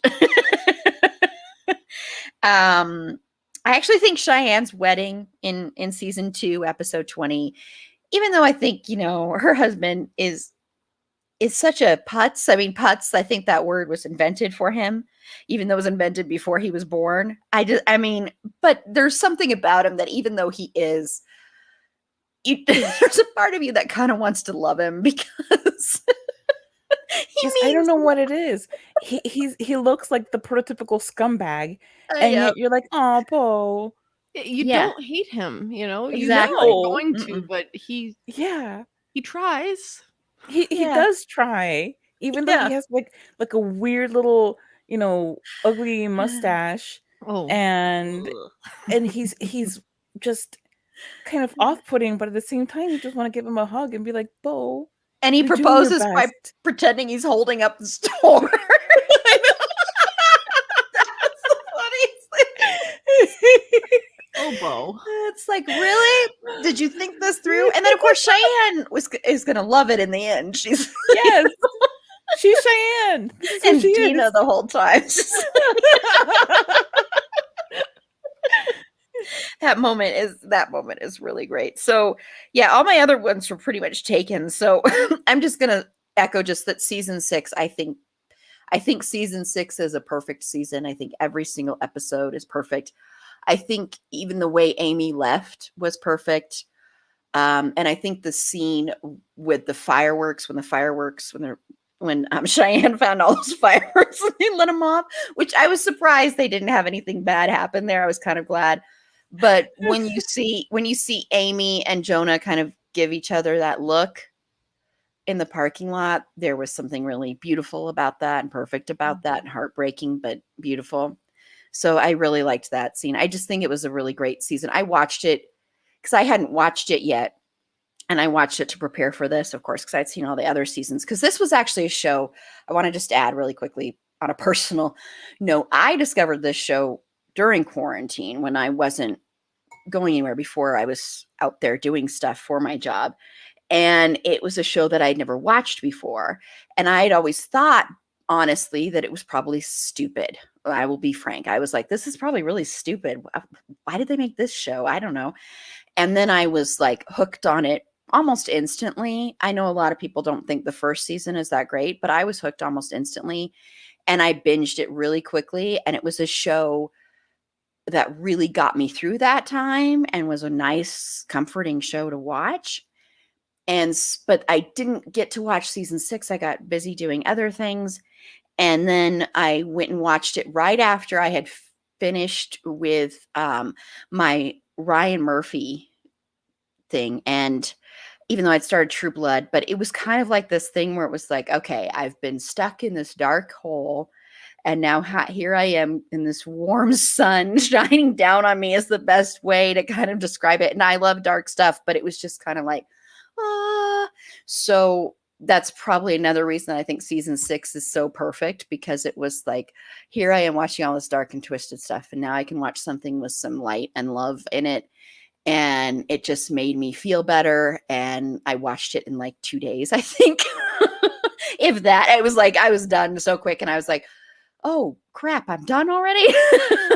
So I've been going back and watching other episodes here and there in between other things. But yeah, so it's been nice. So all of season 6 for me. Okay, now I want to talk about the finale. And the finale, I think we all love the finale. I think everybody loves this series finale, unlike other finales that have broken our hearts. Yeah, I agree. The marketing did suck. I totally agree with that. The marketing for this show sucked, which is why it took me forever to watch it. But unlike other finales that have broken our hearts, this one didn't. I think this was a perfect finale. So I want to get everybody's opinions on that. Bex. Okay. Another controversial opinion. I don't like on again, off again relationships in shows. I either put the characters together or break them up and leave them broken up. Don't keep playing this back and forth game for the drama. That stuff has been so overdone to me that I do not ship Amy and Jonah. I don't. I'm sorry. I think you saw that both Erin and I had pasted on our I'm gonna let you finish smiles. But you knew where I was going. And I look, did know where you were going. I couldn't, and then and that made me realize I skipped over our favorite relationships. But go ahead. I didn't mind them together in general, but once it ended, I just don't like the on again, off again. And I get what they were doing because they didn't necessarily know the show was going to end at that point, and they, she was moving on from the show and wasn't necessarily going to be in it, so it worked. But then I don't know, and especially with heterosexual characters, I think that bothers me even more. I like that's what I like about Schitt's Creek, where you put David and Patrick together, and David and Patrick stay together. Not everything is sunshine and rainbows. They have their problems, and that's okay. But if you actually end the relationship, the ending it and getting it back together kind of bothers me. But we're talking about the finale in general. So I said that I wasn't really a fan of them getting back together for good at the end. It seemed too quick. And like she'd been gone for a year, and like, okay, so that I don't know. That kind of stuff. I'm sorry. Like, you're probably never going to ask me back again, but that's it. That's it. I did love the flash forward scenes though. I thought those were amazing. The only thing about that bothered me is we have no idea what happened to Garrett afterwards. Sure, he was at the picnic, but like that Mateo and Cheyenne went to work in the hardware store with Glenn, and you know what happened to Amy and Jonah and Dina and the crew that stayed at the warehouse, but like what happened to Garrett? Like, why don't we get to know? And considering he's my favorite character, I really want to know what happened to him next. That Garrett erasure. Garrett cannot erasure. stand. Yeah. Well, we do know one thing about him after the finale, and that's just that he's hanging and banging with Dina. Yes. That's my other favorite ship on the show. So I like them. Which is funny because, like I said, Dina's not necessarily my favorite, but I do like the two of them and their dynamic together. And the added interview, like when they find Glenn's tapes about like their interview things, and they did the de-aging CG stuff on them, that was really cringe to me. I was like, no, just make it fuzzy or something because it's on an old tape. I didn't care for that. I was thrilled that Glenn was like, yeah, Mateo, come and work for me at the hardware store. Cause I felt for Mateo. I just wanted to make sure he had some sort of employment. And the fact that it was with people he knew he could trust, who knew his secret and would keep it for him, that made me really happy for Mateo. And the foot thing. I thought that was really funny. Like finding out at the very end who does the foot thing. It's just like, wait, so did that person off Sal too? Do we know? I don't remember if they told us how Sal died, but yeah, I have to wonder if it wasn't the foot person. I don't want to give that away because I feel like that's just a funny little Easter egg. So I don't know. Yeah. So those were kind of my thoughts on the finale. Like you said, Aaron, I liked it overall. It's one of those feel good finales, but it wasn't so feel good that I'm like, I don't believe it. Again, the Amy and Jonah thing, it wasn't my cup of tea, but I get why they did it. And I think it made sense for wrapping up a show. It seemed a little too forced for me. Yeah, I mean, I ship them, even though I think honestly, as the show progressed, I think Jonah is too good for Amy. I mean, honestly, because she kind of grew to be what she hated in the beginning of the show. And so there were times where I was like, you deserve so much better, Jonah, than Amy. But I still ship them and I still wanted them together. But yeah. And Bailey already can't wait for you to come back, Bex. So thank you, Bailey. No matter what, you have to come back because I have to listen to Bailey. If Bailey says so, then I'm going to do it. Yes. And pizza and wine sounds darn good right about now. We should all go just order some pizza and wine. Oh, you're having wine. See, I'm having a margarita. My beer's empty, so it's beer. It's a beer. Okay. I'm having a margarita. What are you having, Carla? I'm having vodka, Bailey's, and Kahlua. Okay. Yeah, we're all drinking. Let's right. all drink. Yeah. Oh, drink was mentioned. There you go. That's a bingo square right there. So Carla, what are your thoughts on the finale and on getting Jonah and I knew that was going to be a minority opinion. I get it. It's fine. I respect that. But I get it. I totally get what you're saying, though. Yeah. Yeah, I'm not a fan of on again, off again relationships either. I think it's something that, particularly when it's done to supposedly keep up the drama and the excitement, like if this is the only way that you can write a relationship to make it appealing or that you think might keep the viewers interested, then that means that you're doing a poor job at writing in general. Like, get better writers if that's the case. It definitely needed to happen in the show, and I'm glad that it happened on the show because there were so many times when Amy gave Jonah so much less than he deserved. Like when her son is being born and the doctor's like, "Oh, is this a father?" And Amy's like, "No, this is just a guy." And it's like they've been dating for a while, and then he goes and raises Parker with Amy. It's like he's Mhm. not just some guy. I think she takes him for granted a lot. And I think if it hadn't been because America Ferrera needed to be let out to go and pursue other things, it would have made sense anyway for them to break up and to have some kind of distance at some point, so that Amy could get some perspective and realize that whatever her reasons were for not being as good to Jonah as he deserved, that she needed to remedy that. And they only ended up getting a couple of episodes to really address that and tie up those loose ends because the show was ending. Um, but I'm glad, like I said, I'm glad that it happened. I'm glad that they did work it out and get back together, because they are they're adorable together. I love their banter. I love that she grounds him and he inspires her. Mhm.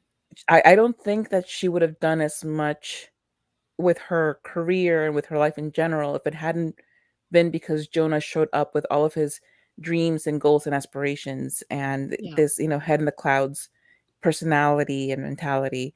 And I think that Jonah would have not been as interested in pursuing some of the things that he did pursue if it weren't because Amy was there championing him. I think, and we saw the dynamic with his parents, where they don't think much of him really, but Amy does, and Amy believes in him, and she believes that he can do more than dream about something, that he can pursue it and really do something with those dreams. So I appreciated the conclusion to that, and it was rushed, it was hurried, but it was necessary at that point because of circumstances. Yeah, that's Um, fair. but that, and I love them together. So I love the part of the finale, but that's not even my favorite part of the finale. My favorite is that they give it's an ensemble show, and they have so many characters, and they develop so many characters so well throughout the show, and they go back in this 1/2 hour. It's like 24 minutes when you cut out commercials. In 24 minutes, they touch on all of these um, main characters in the ensemble and give you closure for them Hmm. and make you feel like in the end they're going to be fine. Because that's one of the most important things in a show finale, is showing that they're going to be fine. Like, you may not see them on your screen anymore, but in their lives, they'll be happy and taken care of and loved, which is so important as a viewer. You have Cheyenne and Mateo going to work with Glenn, and it's perfect not just because Glenn is so supportive of Mateo in hiring him, but also that they keep that duo together. Those two best friends who need each other so much for so many reasons. Um, they get to stay intact. You have it's not just the fact that Dina gets to be the manager of the fulfillment center, and that she brings along so many of the characters that we love from the show, but it's also that Sandra has that moment of stepping up and being like, this is who you need to hire, by the way, I'm your assistant manager, Mhm. boom. Yeah, that I was love that awesome. moment. I love Sandra Yes. so much.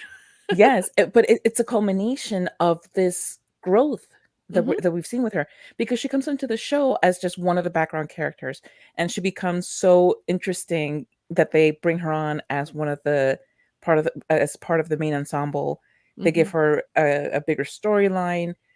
She goes from being a pushover and a doormat to being somebody who, yeah, she's still kind of like that, but she's coming to recognize that she has a bigger potential, and she seizes the opportunity to insert herself into a position of not only employment but of power, and runs with it. And I was so proud of her in that moment, that she's like, this is who you're hiring, I'm your assistant manager.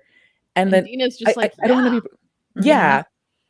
And then she Yeah. comes back, she's like, I didn't want to be presumptuous. Is that okay with you? And Dina was like, yeah. And then she drops the marker again. It was fabulous. that was the And it best. was so perfect for their dynamic. It was a perfect Mhm. moment.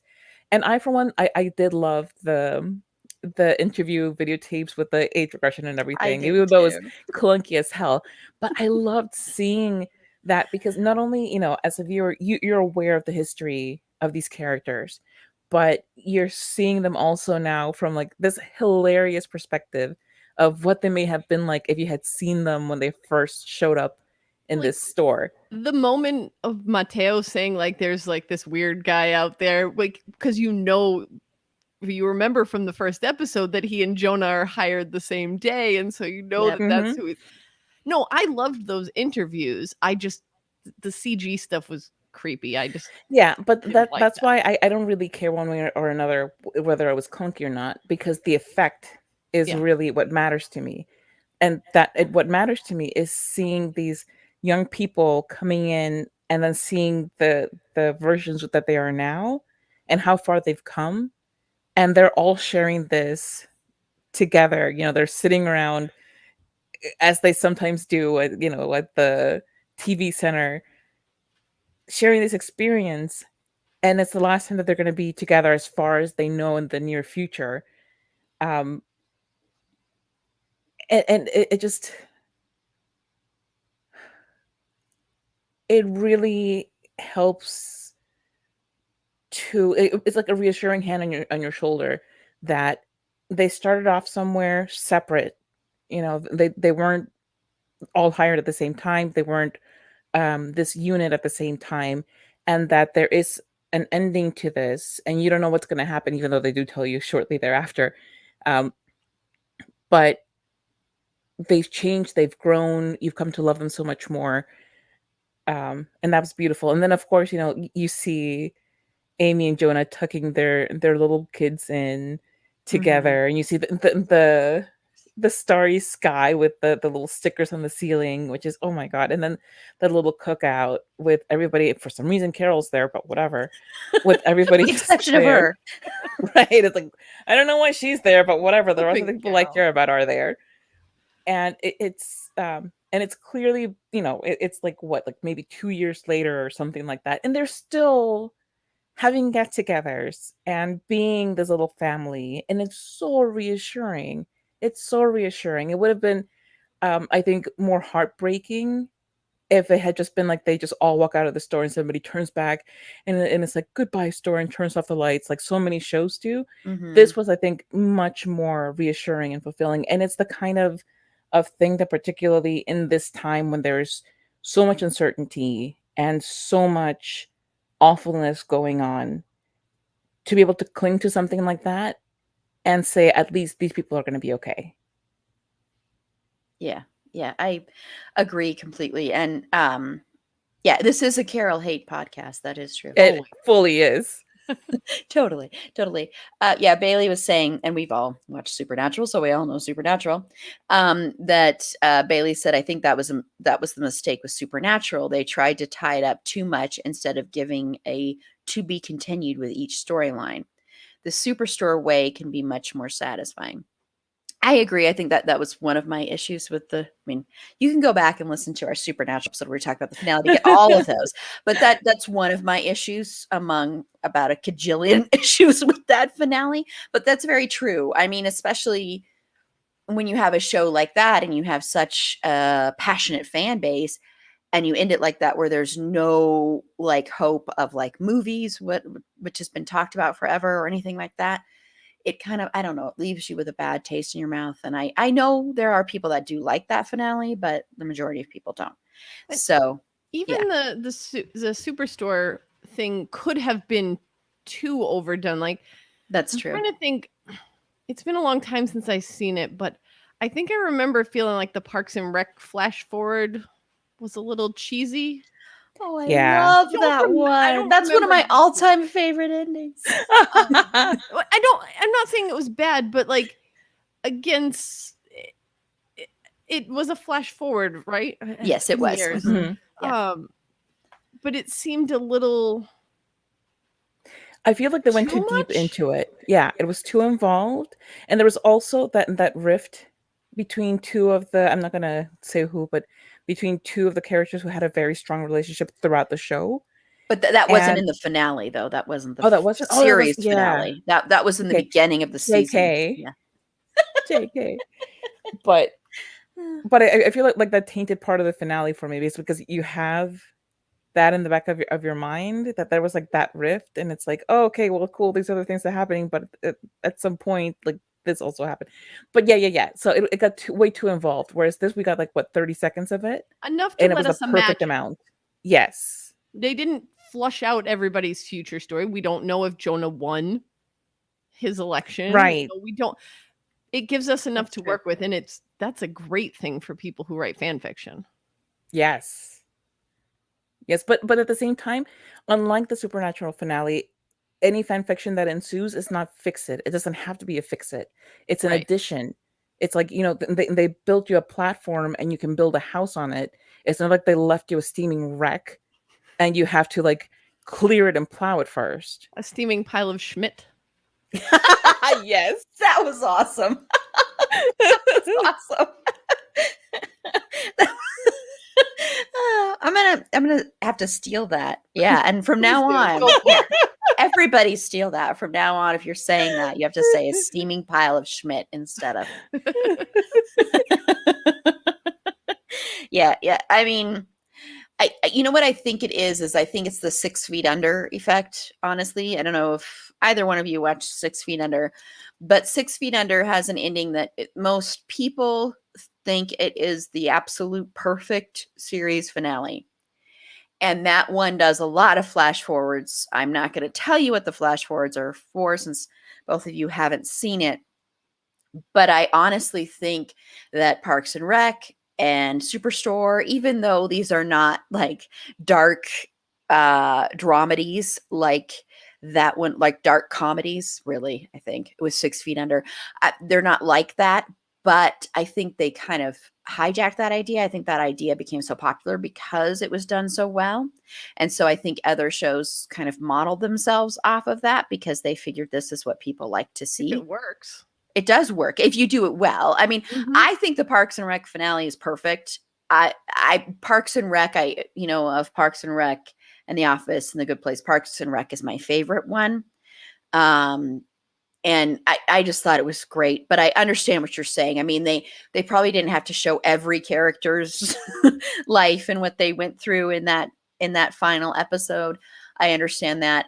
But I think with Superstore, the reason it works so well is because it is, like you said, it's so brief and you don't know everything. And it's just this great way of wrapping it up where, even though in the end you do go back to having Garrett having his last speech and you hear his last speech over the intercom, that was how, kind of started the whole thing of flashing forward, and you get to hear the end of that. And you do see, the Cloud9 sign dim a little bit, but you don't have that be the final. Like, you don't know what happened to anybody. So I do think that makes a big difference. And, with Amy and Jonah, I think even though I totally understand what Bex is saying, I think if you hadn't had them get back together, it would have felt really weird and odd. And I was kind of surprised. I didn't think they were because I didn't think she was going to come back. So yeah, go ahead, Bex. No, I think you're right. It would have been awkward if they didn't do something. It did feel rushed and just like unnatural to me, but there wasn't enough time to develop a storyline to make it like very clear why they did or didn't, whichever direction they were going to go in. Yeah, no, I mean, it totally, I understand. And with Garrett, I hadn't even thought about that they don't really tell you. I mean, I just kind of assumed, okay, maybe he's working with Dina, maybe he's starting his own thing, maybe he's doing, but that's true. They didn't really give us, and I even though I love him so much. Yeah, but you know what? I think part of the reason why it didn't register so much with me is because he is giving the voiceover during the flash forward. Right, yeah. So it's like he's narrating what this happens thing to everyone else. Right, exactly. So like in that way he's woven it. I agree though that I would have loved to see what it is concretely that he's doing, because that would Mhm. be just really Maybe he's like amazing. a Twitch star, Ooh, there you go. I right? can see. He's a I gamer. can see that. Yes. I love Colton Dunn, right? Colton. That's yeah. Mhm. I love. I listened to a podcast that he's on, Voyage to the Stars, and I just really like. I like his voice. It's really soothing. Yeah. And Yeah. listen, I would be remiss though if I didn't say that I love Colton Dunn. I love Garrett. I hate the fact that this show Yes, I know where uh you're Yeah. going. Mhm. tried Yes. to be inclusive in adding a disabled character, but But did not didn't. Yeah. hire a disabled actor. Like Mm-hmm. there's no excuse to do Mhm. that. There's no excuse. And again, I love the actor, I love the character, but There are plenty of in actors in wheelchairs that could have done. Oh yeah. yes, in film disability Twitter, they call it cripping up. Mm, And when a character when an actor plays a stereotype of a disability, it's harmful to the community that actually has this disability, and there's no excuse for it, especially at this point in time. Like we're in the 2020s. Why can't you why do you keep making excuses? Oh, well, mhm. the set can't be made accessible. Yes, it can. Like, Mhm. no, that's one of the excuses that people give to not include Yeah. the disabled. It's like, oh, well, it's just we can't really make it as accessible. They try to make it like, I'm like, well, we sorry. don't I want to know you're inconvenience like this. I know you've got carts of like props and stuff that you're wheeling up here and there and what. No, don't tell me it's not accessible. Right. Mm-mm. No, but it's always the excuse when they're talking about working um with profoundly autistic characters. It's like, well, we can't really Mhm. get there's always an excuse, and there's not enough talk about how we can make the changes as an industry to make things more accessible. Like, stop being lazy, stop being cheap, do the work. Mm-hmm. Mhm. I actually thought Colton Dunn was in a wheelchair because this was the only thing I'd seen him on and not just heard him Hmm. on. So Yeah. I just assumed that. And No, then I when I thought heard so an interview and too. he said he wasn't, I was like, Hmm.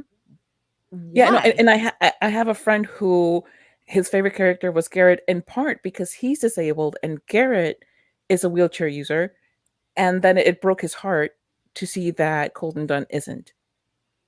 Yeah. So Yeah. that's Mhm. No, it's a big thing. I know we talked about that when we talked about Glee because there's a main character on Glee who is in a wheelchair and the actor is not disabled at all. And what they did with Glee, and this is not, I'm not excusing it, I'm just saying that later they did they had another character come on who was also in a wheelchair. And I guess I didn't watch this, so I don't know this part, so people can correct me. But this is what Judy on the episode said. I guess they were having like auditions. They had like a side, like reality type show where they were casting this character. And they made sure, because they had gotten all that feedback, they made sure that they're like, well, we have to cast someone that is in a wheelchair for this part. We can't cast someone that isn't, because we've already done that, and and a lot of people have said it hurt them, and so we can't do that again. And so I think the like you said, Carla, there's no excuse to do it now. Mm-hmm. And yeah, I was sad when I found that out too. When I first watched that, I was like, oh, I'm gonna look this person up.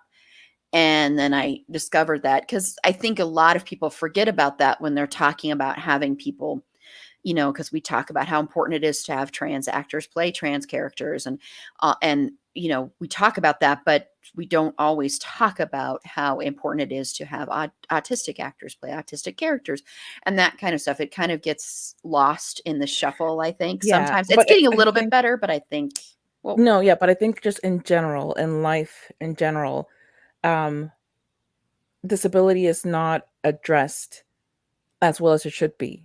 Disabled yeah, people are constantly left in the dust when we're talking about, getting through a pandemic and all of the things that were done to get capitalism through a pandemic. Creating curbside pickup and making, Zooms available for businesses and having remote work and all of these these things. And I mean, we're still in a pandemic and things are opening up, which is ridiculous in and of itself. But also, all of these points of accessibility are being taken back. Yeah. Mhm. That And that why, like, why not keep these things that helped so many people? well, you said it. Yeah, Capitalism. it's capitalism. Yeah. Yeah. And it makes me so angry. But that's just, who we are as a society. Like, people are like, well, this is in America. This is exactly what the United States is. This is exactly what it does. It excludes the most vulnerable because they can, because they don't fill their pockets, and Mhm. therefore they're expendable, and it's maddening. And yes, Mrs. Sutton Garrett absolutely has an OnlyFans. I got to But chuckle over that now, too. but now, what they've done with OnlyFans, which is also ridiculous, Yes. because I want, that's the thing is sex work, that is work. Yeah. Okay. Yes. That's a job. And they deserve the same amount of respect, the same amount of everything. That is a job. That is just like any other job. So yeah, so unfortunately, probably, now he might not have it Yeah. after a while, but yeah. Right. And No, but that was yeah. another form of capitalism, which that whole Well, thing they was made their is profit off of ridiculous. that, and then Mhm. they're like, okay, now Right. we're good. Everybody Well, knows this. We're gonna drop you. Yeah. it's just like Tumblr and like so many other platforms that are built on the backs of sex workers, particularly Black sex workers, Mm-hmm. Yeah. who make the platform into something huge until it catches on with the quote unquote mainstream, which generally means able-bodied white people. And then they're like, okay, well, now we're getting our moral compass together, supposedly, and we're cutting out the sex work part of it. It's BS. It Mm-hmm. is, it's it's part of the fabric of the United States, which is this puritanical hypocrisy. Yep. Yeah, yeah, and we've talked a lot about that on here, especially when we've had Pasha on. And we are going to at some point next year interview Pasha, because Pasha, this is her, if you don't know Pasha, if you haven't listened to any of the episodes with Pasha, but I was on Pasha does. a panel with her for nerds. I think it was for Oh, Nerds and you were? Beyond or something. Yeah, Yeah, we did a yeah. panel together. And Pasha is amazing, and she does amazing work. And so we're going to be on talking about, how decriminalization is what you have to do in sex work. It's not legalization, it's decriminalization. And that's very Absolutely. important. And people don't understand that, and don't talk about that. And also, and also what human trafficking actually is, and how it's Hmm. not a van driving through neighborhoods taking cute little white kids. I mean, that's usually not who it is who's in human trafficking. So anyway, but I mean, we're definitely going to talk about that next year at length, because we had her on our women and eroticism episode, which I think is a really good episode. So go back and listen to that one. That one's definitely explicit, very much not suitable for work, but what she had to say on there was great. And of course, a lot of the stuff that she said during our 2 Ryan Murphy episodes that she was on during Nip Tuck and American Horror Story. She also talked a lot about that and a lot about representation and stereotypes and stuff. So I'm just giving her a shout out only because I think with the sex work subject, she's an expert in that. So I just think also that I just want to shout that out, that we're also going to have her talking about that more in depth, because I think it's a very important subject, and I think it goes into any covering of entertainment. And we are also next year going to talk about some harmful tropes, such as the hooker with the heart of gold trope Hmm. that was Yeah. made popular with Pretty Woman, which we're going to talk about Pretty Woman next year. So, and then talk about that. So, so I think it's all a form of, capitalism. Like I said, I think capitalism is the disease, and we're just seeing more and more symptoms, and we've been seeing symptoms forever, but now they're becoming blatantly obvious. And sadly, of course, not much is being done about it, because capitalism. So Yeah. it's like, and anything you want to do to stop it is, oh my gosh, we're going to be a communist country, we're not going to have any more rights at all. Because Oh, yeah. Okay, yeah, I'm glad that we're getting deep on on an episode that I didn't know that we would get deep on, but that's what we do on this podcast. I mean, if you've ever listened, Honestly, you know. Superstore does go deep. I That's mean, it true. Yeah, does. that's Yeah. true. That's why the It's so much marketing of it was so more. bad. Yeah, it's so much more than just a silly thing. And it is silly. It Right. is super silly in a lot of ways, and that's part of why I love it so much, because it has so many dimensions to it. I think Mhm. that this is one of the most complete shows that you can watch, and it's criminally underrated and underwatched. It covers everything from personality quirks and relationship struggles and, you know, having accidentally live streamed sex, to things like immigration and um, union organizing and healthcare and um, disclosing your immigration status. Just so many things in this. Like I keep calling it this humble little show because that's what it is. It's unpretentious. It doesn't tout itself as this big thing, where as this big platform for reform, but that's what it is. Mhm. Yeah. Yeah. Yeah, exactly. Yeah, and like Bailey said, it is silly and deep because life is silly and deep. I like Yes. that. Which is very true. That's very, very good way to put that. Yeah. Yeah. Okay. Well, now I want to go to real life experiences. So please feel free to put in any real Oh, life. Sorry, okay. go ahead. Even no, just even if we're not gonna get deep into the favorite relationships, can I just name them real quick? Yes, please. Real Okay, quick. Yeah. I was just like for super quick. time. I for Just time. the names of them. I know, just the names of them. Okay, so Amy and Jonah, Mateo and Cheyenne, and Dina and Garrett. That's Those are it. Boom. mine. Those are mine too. Okay. Okay. Those were exactly mine. Mine weren't all romantic, so I had Mateo and Jeff when they first got together, not forever. Mateo and Cheyenne and Sandra and Tony. I love Sandra and Tony. Oh yes. Yeah. Yes. They were good too. Yeah. I think it's funny that we had the exact same ones though. Yeah, I know, Carla. right? Carla and I don't always match up. So I'm like, it's like, this is very rare to we me. either match exactly or not at all. Yeah. I feel like that's me when I listen to your podcast. I'm like, I'm either 100% Carla or like, what are you talking about, Carla? Carla has That's also broken Meg, my though. Carla has broken my heart so many times on her podcast. I can't even begin to tell you. Except for on the horror hunks one. She didn't break. Yes. That would have been No. weird if you broke my heart on would that have. one. I mean, especially in horror hunks, it's like kind of hard. I was really hoping that you'd marry this guy because he's so much better than the other murderers. Yeah. Yeah. But I do want to get into personal retail stories. This is how we'll kind of wrap this up. And I know Bex has worked in retail, and Carla, I'm assuming you've worked in retail Yeah. before? Yeah. Okay.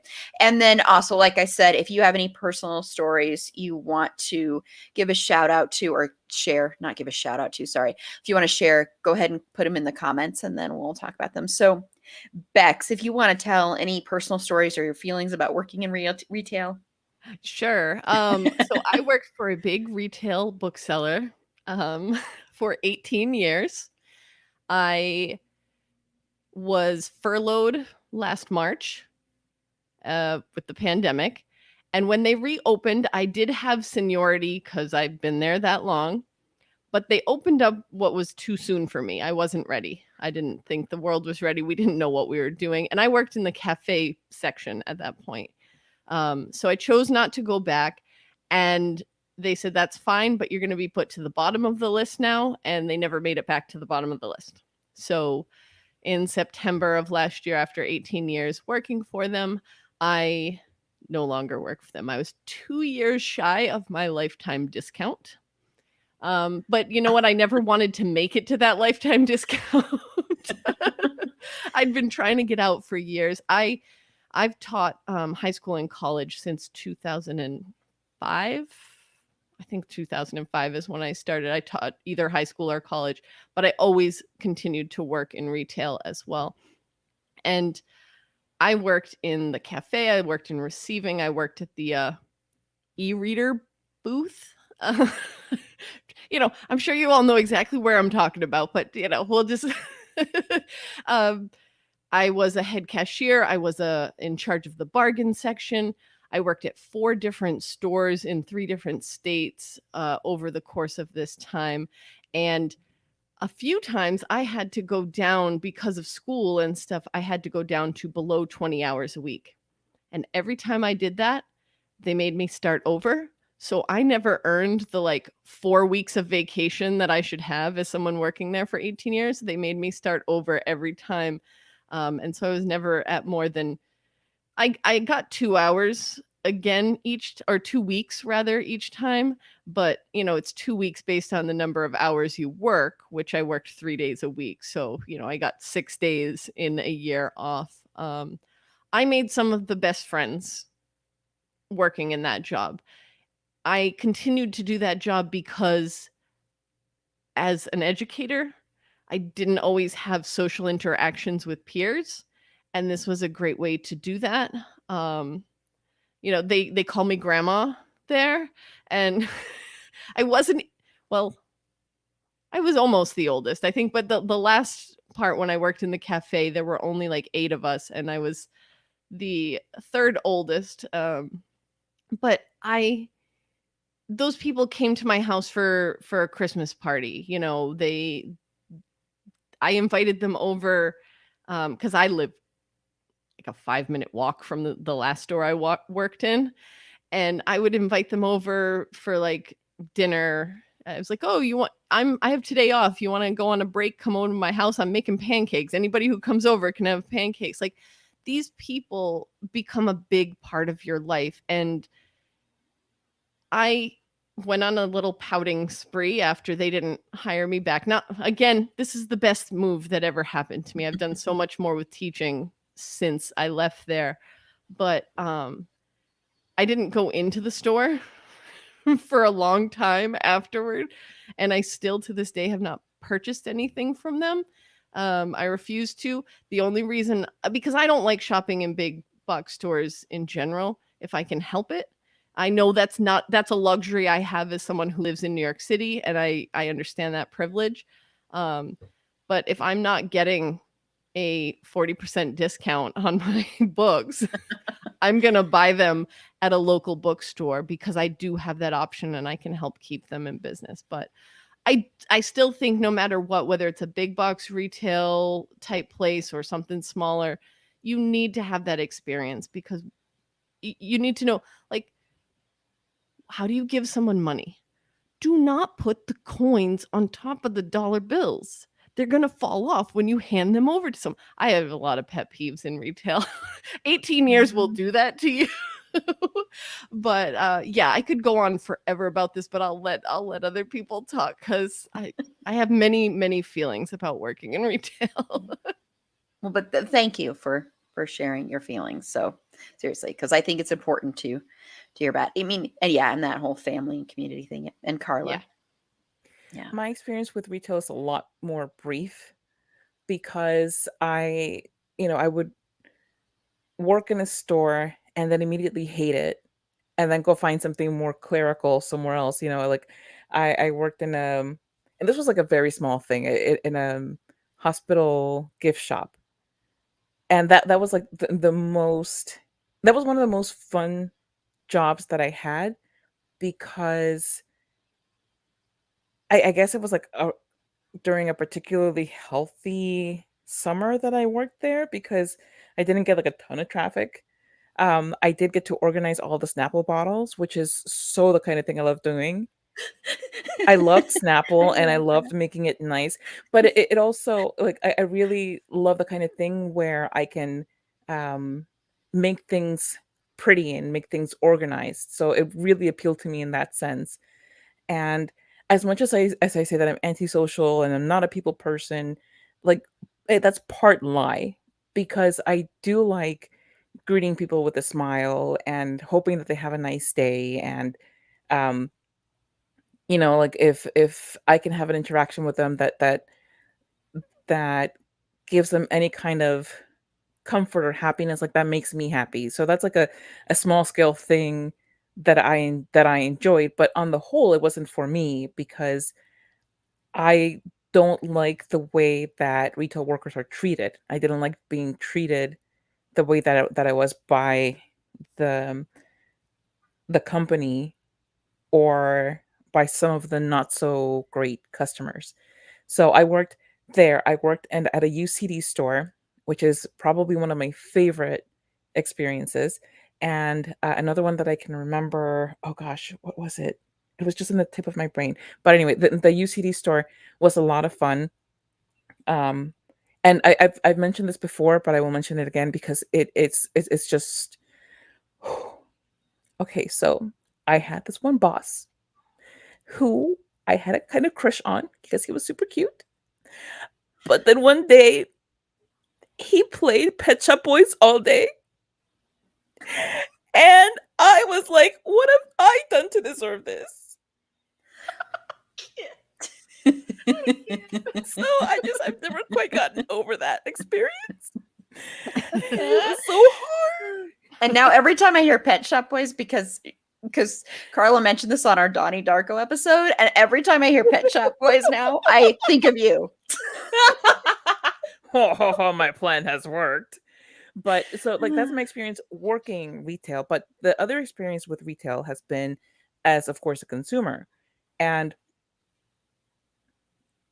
for I try to be understanding, like because I've worked it a couple of times, not for very long, because like I said, I don't like being treated the way that retail workers are treated.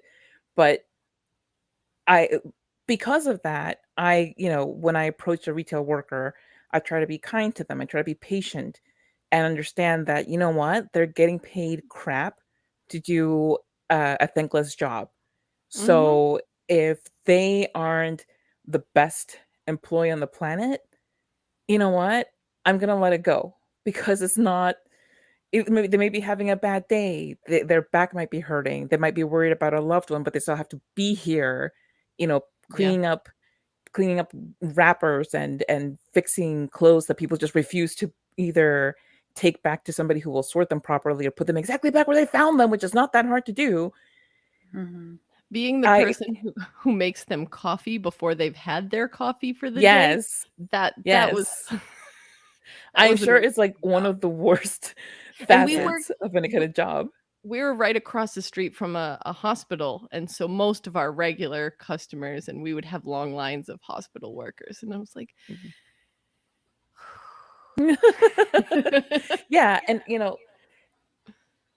retail workers, they I'm not gonna say that they do their best because they're not getting paid to do their best. They do their job. And frankly, until we start treating essential workers as essential workers, we don't get to be all like, big in our pants about how this person was kind of dismissive of me. Mhm. And sure, the individual consumer is not at fault for how they're treated by their boss, but you can kind of understand why they may not be in the mood to laugh at your joke about, Why the register isn't ringing your thing up, and it must be free. right, must be free. It's like, oh, there's not a tag on this. I guess I'm gonna take it for free. Ha ha, not Like, I haven't heard funny. that 8,000 times. Right. But then another layer to being a retail consumer, because okay, and it says retail experiences, not retail work experiences, Erin. So this is why I'm saying these things. But as a retail consumer, with the added layer of being a visible non-white, there's that constant fear when I go into the store that somebody's gonna accuse me of something. So, you know, you're being watched. As you're maybe not like a Walmart or a Target because like I don't think that they're in general getting paid enough to care so much if you pinch, um, uh, like I don't know, a bag of underwear. I don't know. What do I know? But in some If stores someone's that you stealing walk in, underwear, they need it. yeah, exactly. Like, if somebody's stealing formula, you know what? Gonna look the other way because formula is expensive and it shouldn't be. But if you're going into somewhere else and somebody has the time to stand there and watch you, it's very it's it's something that stays with you. and it wrecks your brain and your soul. And you can't go into another store without that in the back of your mind. For me personally, I'm very exaggerated in how I touch things.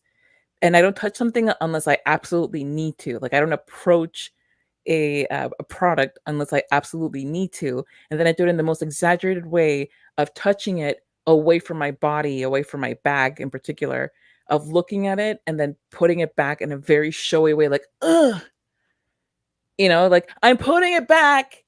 I'm not taking it with me. I'm putting it. See, do you see that I'm putting it back and not in my bag? Okay, cool, cool, cool. I take smaller bags with me. I try not to, I love a good tote bag. I love tote bags. Tote bags are the freaking bomb. You don't know the amount of stuff I've signed up for in my life just to get a good tote bag. Tote bags are just amazing gifts from the heavens. But I'm conscious of not taking a tote bag with me, not taking something like an overly big purse unless I need to. Um, because and like that's the two sides of my retail experience. So like I know that when I was working in these smaller stores, um I just wasn't like I would when and it's kind of this very uncomfortable hyper consciousness of when somebody walks in and they're a person of color, of being conscious to not be conscious of them. Because it kind of gets hammered into like the wrong kind of person can walk into your store and make away with your $3 CD of Monster by Genesis, which nobody buys, by the way, because it's like maybe one of the worst albums on the planet.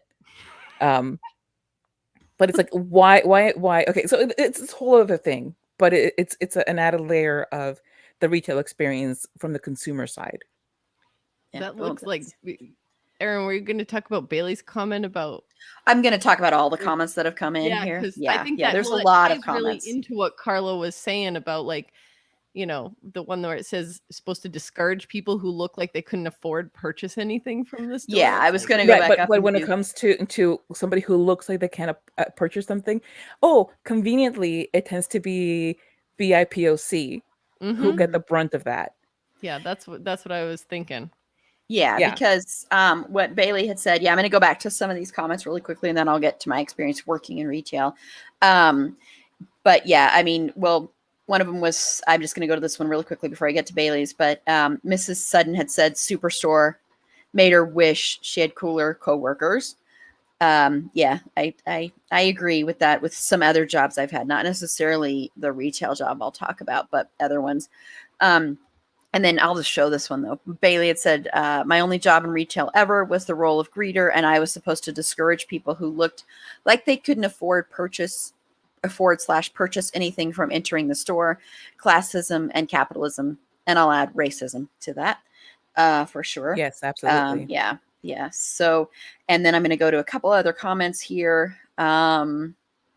This is a kind of a cool story. And then we've mentioned music, by the way. That's another bingo square. So the stories from my friend, this is also from Bailey, who was the assistant manager of a record store in the 80s, 90s in Nashville, are the best, i.e. helping Elton John pick out music. That's awesome. That's really cool. That would be, oh my gosh. Yeah, when you were talking about working, I mean, everyone knows I love music so much, and I never worked anywhere that had anything to do with music, which is sad to me. Let me go. Sorry, I'm going to a couple of these other ones. I'm reading through them here. And Bailey mentioned that if somebody famous walked into that CD store, I wouldn't have noticed. I am so oblivious. Yeah, but okay, so I once rang up Alan Rickman. I mean, I think you would have recognized Alan Rickman. That's awesome. See, you would think. Have any That's famous the perk of working in New York City. Like, we had a lot of people that came in through, like, I think that's the biggest name that I can drop that I met. The first one I had was David Schwimmer, but there were a whole bunch in between, and it's just something that never happened to me when I lived in New Hampshire or Massachusetts or whatever. It's a perk of New York. Yeah, but I mean, the only place I've ever met famous people other than like if I was going to like but like is at film festivals and stuff, or if I've been in LA. And then of course, that your chances of seeing a famous person are pretty high, and it does. And I'm not talking about just when you go like on studio tours or anything like that, it's pretty high of just, you could be walking down the street and then you see a famous person. So those are always pretty high. So a couple of other ones I'm going to talk about is I just quickly want to mention this, is that Bailey, and this isn't retail, but is talking about working in healthcare and how patients are just numbers and their health records are not treated respectfully. So that's scary, but doesn't surprise me. And so some other ones is, and this one I'm going to put up from Jesse. I agree with, and this is kind of the way I approach people that work in retail. I've never understood the attitude of thinking that you are up here and the retail worker is down here. I've always kind of thought of it as the opposite. Honestly, whenever I go into retail or anything like that, I always feel like for example, when I went and bought like the Pop Rocks packets from Party City, and I'm just shouting that just because they were really kind enough to ring up, like they only could bring up a certain amount at a time, and I purchased like over 20 bags of Pop Rocks, and she apologized to me for it taking so long. I'm like, you should not be apologizing. I'm like, no, I'm the one who got all these little tiny things of candy. I'm sorry that you have to sit here and ring all of these up. It's not your fault that this is taking a while. I'm the one who is bringing all these little things to you. So it's not your fault at all. But Yeah, but that kind of thing is exactly why when I go grocery shopping, well, not that I've gone in person in a while, but when I used to go in person, I was very careful to put things on the belt in a certain way, in a certain mhm, order, because I knew it was helpful for the cashier and for the bagger. And they were yeah, always like, "I love how you organize things," and I'm like, "I appreciate that you appreciate that," because yeah. it's like, like I know that it's helpful to you if I don't have my 5 cans of tomato paste scattered in different sections of the belt. And it really does make a difference to the retail worker when you are prepared, when you are kind, and it's like those little things. It's really appreciated, and yeah. So people who do that, you are awesome. Yeah, because there's no Jesse says I always assume retail workers are the soup shop owner from Seinfeld, which I didn't watch Seinfeld, but and should be treated with quick and timely respect. But I do think they do. I think they do deserve to be treated with respect, no matter what. Hmm. And so I'll just go in a little bit well, I'll put up Bailey's comment here that's kind of going off of what we were just talking there. Sorry, I have to cough, so I'll put it on mute, and then if anybody wants to respond to Bailey's comment here. Well, sure, I will. Um, yes, racism. I mean, it's in everything that we are a part of in this society. We are taught in every experience that BIPOC are the least, and that they deserve the least respect and the least amount of time, and that, oh, well, this person is not somebody that you want to really devote a lot of attention to because they're not going to be able to afford something. Make sure that you keep an eye on them, though, because they will definitely steal if they have a chance. And it's the fact that that's even taught and trained into somebody is despicable enough. But also, when you think about it, you walk away with that thought. And if you hadn't come in with it, it becomes part of you, and it becomes part of how you deal with the rest of the BIPOC in your life, if you're not one. And frankly, even if you are, even if there's this is why there's such a fight in the Latinx community against anti-black racism, because it's ingrained in the Latinx society. It's why Dominican people refuse to sometimes um, acknowledge that they have common ancestry with Haitian people. They live on the same island. It's not like there's, like the black side and then the not black side. When you have a shared heritage, you're in the same freaking island. Um, in Brazil, so much. It's in Mexico, my own country. It's there, and it's part of how we're brought up. So then you go into um, a job setting, and they're telling you that it's okay to be racist. They're actively telling you that not only is it okay, but it's better if you're racist. It's better for profit. So you get to be racist and capitalist. What a great combination. Well, and capitalism in and of itself is racist, but yeah. Yeah. Well, hi, Best Flicks with Ricky D. Hello. And Jesse, you probably can't see this comment, but Ricky is saying soup shop owner. I don't think that was the character's name. So yeah. Well, I'm gonna go into my retail just working. I'm not gonna talk about personal, just for time's sake. But I've talked about what store it was. I'm not going to mention it, but you can go back to a lot of episodes and hear me talk about it. But I worked, and you'll figure it out anyway. I worked in a big video stores, probably the biggest place that I worked retail. I've worked in other ones. I worked in an ice cream shop once, and it's an ice cream shop that I will never, ever eat the ice cream from this shop ever again. Because number one, most of the ice cream has freezer burn on it. And I got like carpal tunnel. I was in high school, but I got carpal tunnel from trying to scoop that ice cream. That was a miserable, horrible job. Horrible job. I also worked at a cookie place in a mall, and that was not a very good job either. I don't like working with food. Working with food is horrible. I want to say that. That's like, oh my gosh, it's terrible. I will for food jobs like that. So bless everyone who does that, because that is not an easy job. But the job that I had the longest was I ended up becoming an assistant manager of a video chain store that's very, very well known. No longer, well, there's a couple. I think there's like one left in the whole country. So I'm sure you know who I'm Just talking about. one. Wow, what a difference from the beginning. I know. And actually, though, I will say, as much as, working for a corporation, especially in that, where we would actually tell people when they would come in to look for certain titles, because that store would not carry certain titles, especially if any title that was rated NC-17, they wouldn't carry. So you had to either make like a version that was unrated or made specifically for whoops, I almost said the name, for the video store that you can figure out the name of. I mean, come on.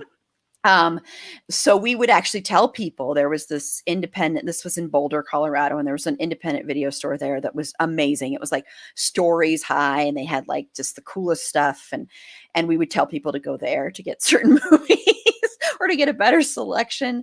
But it was great working there, because at the time my roommate worked in a movie theater. And since I'm a film geek, I got to see movies in the theater for free. I got to see them before they were even out in the theaters, and we got to rent movies. So it was like our entertainment was paid for, and we had like no money. So it made a huge difference. But you would still in that store, you'd have the rush time.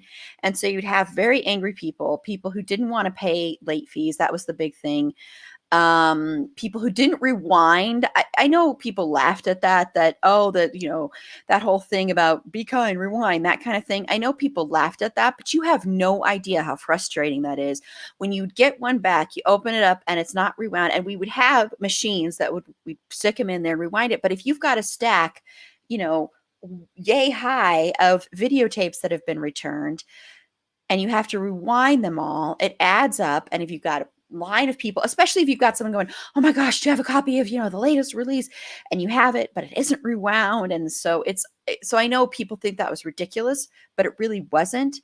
And you would also get the people like, I don't know if everyone's seen the movie Clerks, but that was a very, very accurate description of working in a video store, where you would get those customers that would come in, they go, that movie, it came out last year, and it had that one guy, and then I think there was a girl in it, and I think they liked each other, and I think it took place in some town in some time period. And I'd be like, you mean almost every movie here?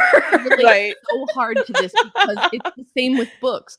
It's like that book, one. I think it had a blue cover and like a dress on it, or a face. It was a blue cover with a face. Yeah, okay. There's jokes about that, where bookstores have actually made displays of books with blue covers. Because I've seen that. It's like, yeah. Mm-hmm. Yeah, so I totally understand what you're saying about the movies too. Yeah, so But my favorite part would be if someone came in and they're like, I'm looking for a movie that's similar to this, and then I could recommend movies.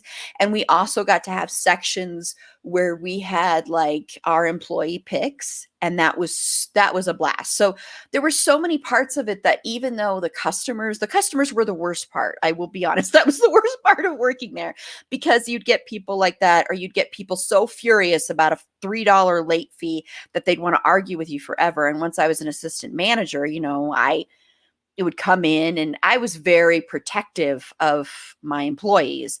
And so I always would be like, okay, no, you're not talking to this person anymore. You're going to yell and scream at me. And I would get people that I literally had a woman say, I know you're just a child, and this is just like one of your, and I'm like, excuse me, I pay rent, I pay my bills, I am living on my own. But it's because she thought of it as a job that wasn't a job that was worth respect. Yeah. So she's like, okay, you're just kind of doing this on the fly, so I don't have to respect you. And I'm like, no, you kind of do, because I get to decide right now if you're gonna have to pay. I didn't say that, of course, because you can't say that, but that's what I'm thinking. And we have strict thing where you close at a certain time. It's also security reasons, because we'd be open late. And we had one person, because we had closed, and they're like, no, let me in, because I were trying to return something, and they knew they'd get a late fee. It was like a video machine, and they threw it at the door because they were so mad. And it's just those kind of things. And we did have one time, because I was an assistant manager, got woken up in the middle of the night by the police because the alarm was going off. And I lived like 2 minutes away from where I worked, which was also nice. And I went there, and let me just tell you, this police officer, I don't know what he was thinking, but he said, okay, we'll go ahead and go into the back room that has a code, and you go back there and see if anyone's back there. I swear this is what he said. And he let me go back there by myself. Is that not his job? I'm like, he's literally wearing like bulletproof whatever. Like, yeah, it's like, let me see how many guns I'm carrying, Mr. Officer. But I know. I'm like, seriously, you're going to have me go back there by myself? And I was like, oh crap, what if I die? That was literally the thought in my head. And I'm like, this is great. But they were great people that I worked with, and we would go out all the time and hang out all the time. We had parties, and we'd have parties where the people that worked in the movie theater and the people that worked in the video store, we would all come together. And then the parties would be like, literally, like, you'd have one side of the room with the video store workers and the other side of the room with the movie workers. And we'd always be like, come on, everybody, let's mingle with each other. That is so cute. I would watch a sitcom about that. We always wanted to start a sitcom. Like, we were like, they should have a sitcom about a coffee shop inside of a bookstore. Like, it was so niche, but like, yeah. I feel like we could have done something with that. I was gonna say, Carla, you were talking about the, different people working, and like, I think it was Bailey's comment or somebody's comment about like the POC being the ones accused of stealing and that sort of thing. I will say the last store that I worked in, the store manager was Puerto Rican. My cafe manager was a Black man. So was the assistant manager. And I think there were only 2 of us who were white who worked in the coffee shop part at all. But again, I recognize that as a privilege of where I live and the sort of opportunities that are available because of who is working in retail when you live in a big city. And also to the idea of like the education, and like, Erin, you were saying this person was like, I know you're just a kid. Mm-hmm. Like, I have a PhD. I worked in a coffee shop with a PhD because you know what? I had to pay my bills, and that's just what you do. And I have these doctors coming in across the street from the hospital. And granted, I know my PhD does not save anyone's life. I analyze Latinx literature. Like, I don't save people's lives, but they're coming over and treating me like I'm inferior in some way. And whether you have a degree or not, you are not inferior. It does not matter. But it was just the assumption that you're wearing an apron and a baseball cap, you are not as good as I am. and you that's could a very feel that. frustrating thing. Yeah, it's a very frustrating thing to encounter. And I remember like the that one other job that I wanted to mention that I had. I worked in a movie theater. I can't believe I didn't think to mention that, because I worked in the thingy where you what's the thingy where you go and you pay for to get In into the the ticket movie. booth? The Oh my ticket booth? God, thank you. Yes. Oh, why was that so hard to think of the words? Because Ticket it's booth. like Yes, that's where I bedtime. worked. Yeah, yeah. And yeah.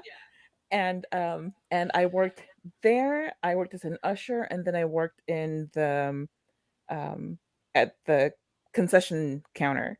Hmm. And that was like one of the times that I actually worked with like a significant number of people. And that was so much fun Yeah. because I think we all got along and it was a great time So and everything. nice. Yeah. And but most of them were, I was like 19, 20, and most of them were like 16, you know. So I felt like this big old lady and like whatever, At 19, and I love it. you know, and some of like I'm in college and they're in high school, and it felt like Hmm. this big generational divide. But it was still great that they like let me be part of their crew, and like Hmm. it's okay, old lady, we can still hang. And you were saying too, one of you, because my memory is that short, that like Aaron, I think it was you working in food It's retail stuff. horrible. Food I is worked horrible. in grocery stores until I worked at Barnes and Noble. Oops, I mean until I worked at a big box store. Like y'all didn't know what it was. But I worked at grocery stores, and I never worked as a cashier in a grocery store. I worked in a deli, I worked in the bakery, I worked in the seafood section, I worked in all the gross food things. And the only time I ever got stitches was from when I worked in the deli and I was cleaning that deli slicer. So yeah, do not Yeah. recommend, but it was on my thumb. Sorry, Carla. But even still, like all all that aside, there's still the same treatment, whether you're working with food, whether you're working with books, whether you're working with clothing, whatever it is, there is always this. I really despise the customer is always right mentality. I really, really do. And whenever you get a manager who is there to back you up, who's there to take the brunt of that abuse, if you're being, having the hurled at. The worst thing that ever happened to me working in retail, or the most ridiculous, I guess, was someone, I was helping them and they asked me if someone else could help them instead because, and I quote, looking at me made their stomach turn. I had an eyebrow ring behind my Oh, glasses. wow. And then she says, no offense. And I was like, oh, none taken. And I just walked away. I was like, I'm done. I am done with you. But I luckily had a manager who came out and supported me and was like, See, well, maybe I you don't shouldn't think talk to Glenn my or employee. Dina would have stood for that. Just to throw that That's out true. there. Okay. All Yeah, right. that's Yes. true. I Yeah. don't want to get rid of them. I'm telling you. Okay, well I'm just going to quickly add, and then we're gonna wrap up, because for time wise and for my editing brain later, I'm looking at the time going, I've been so lucky lately, my episodes have been under 2 hours to edit, so so we're gonna go ahead and we're gonna wrap up here. Actually, I'm gonna go, I had other stuff I was gonna add about my Blockbuster thing, but that's okay. So, oops, and I named this store too, but not like you didn't know what I was talking about. I mean, they're not really around anymore, so I don't really care. So Just that one store is gonna be angry. they've been gone long before most of the other stores went gone. So no, but that was a great job. I'll just say it was. I mean, even though I didn't like working with the public, and I would never want to go back to that job, it was a great job in the fact that I loved all the people I worked with. It was in some way working around media that I love and consume. So I loved that. And like I said, I loved being able to get my recommendations out there and give those as well. So that was the great part. But we're going to go ahead and wrap up. And I'm going to have Bex and Carla close out and tell me where they can be found and where their podcasts can be found. And then I'm going to go over the horror trivia event again. So Bex, where can you be found and where can your podcast be found? All right. You can find me and my fandom squee at a single man tier on Twitter. And I think it's Dr. Bex _ fangirl on Instagram. I actually co-host 2 podcasts. The first one is Big Reputations podcast, where we talk about women and the reputations that we gave them as a society and how we judge them too harshly. So on Twitter, we're Big Rep Pod, and on Instagram, we're Big Reputations Pod. The other podcast I co-host with a fellow professor of Latinx studies, and that's called Latinx Visions. It is coming out this Wednesday as our introductory episode. So you can follow us at Latinx Visions on both Twitter and Instagram there to see when the episode drops. Awesome. Thank you so much. And thank you for being on, Bex. I really appreciate it. Me. This was so fun. It was fun. Thank you so much. Thank you. And then Carla. And I can be found at the podcast that Meg and I co-host. It is Bedwetter Behead Pod, and it's exactly what you think it is, but with dirtier words. And you can find us wherever you seek amazing podcasts. And on Twitter, we are at bedwetbeheadpod. On Instagram, we are at bed.wet.behead.pod. If you are still using Facebook, I guess you can find us there. Just look for Bedwet or Behead Podcast. And episodes come out on Mondays, and we are fun and awesome and hilarious. You can also find me and my art at my website, Carlatemis, at CarlaTemis.com. And my Instagram and Twitter are both at Carlatemis. Awesome. Thank you so much. And I'm glad you're back. I know you probably thought I was doing a dig there with the time there, but oh no, I mean, like I'm on this show, so I can't imagine you're at least in the least surprised. No, I'm not, but I have been spoiled the past few weeks. Listen, I'm not even gonna pretend to be sorry. I like talking, and I like talking to you. No, So you know what? I think I'm just giving you a hard time. But no, I'm glad that you're back. Like I said, I felt lost. I felt like I had a limb missing. Not really. I shouldn't say that. I'm sorry, but I felt like a part of my heart and soul was missing. You felt like you had a phantom co-host. Yes. I haven't had because but and so Carla is going to be back for when I think she's going to disappear again and then come back and disappear and come back again. But I think you're kind of more regular for the rest of the year. So more regular. I just mean regular guest on here. Yes, I will speak about your own personal regular. I'm going to be keeping up with my fiber intake. So before I tell you where I can be found, I'm going to go over the horror stuff and the bingo card really quickly. So Awesome is another one. Horror movies, so horror on there. So you can, we did, and please jump in if I'm missing one. We did fanfic. We all laughed, of course. Supernatural, of course. Tangents. I feel like I'm missing something. Dog barked. Thank you. Other fandoms, like I said, horror movies. So I don't know if anyone got bingo. There you go. And I want to thank everybody before I do the horror thing. I want to thank everybody that has been in the comments, has watched. I really appreciate it. To Jesse, to Bailey, to Panda, who I don't know if you're still out there listening, but thank you so much. To Mrs. Sutton, I just really appreciate you coming by like you're sitting here. I wish you were sitting here. I wish we were all sitting in a room together. Someday, maybe that will happen. Thank you so much to Best Flicks with Ricky D. Yes, I'm sorry. Yes, it was a great conversation. Go back and listen to it once we're done, or listen to the podcast episode when it drops on Wednesday. So thank you so much. I really appreciated that. So really quickly, I'm going to go over the horror.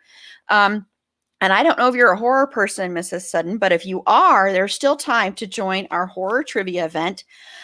We are asking for a $5 suggested donation. You can make more than that to sign up, which once again, all that money will go to one Black Lives Matter organization and one Stop Asian Hate organization. There will be a minimum of $30 to each.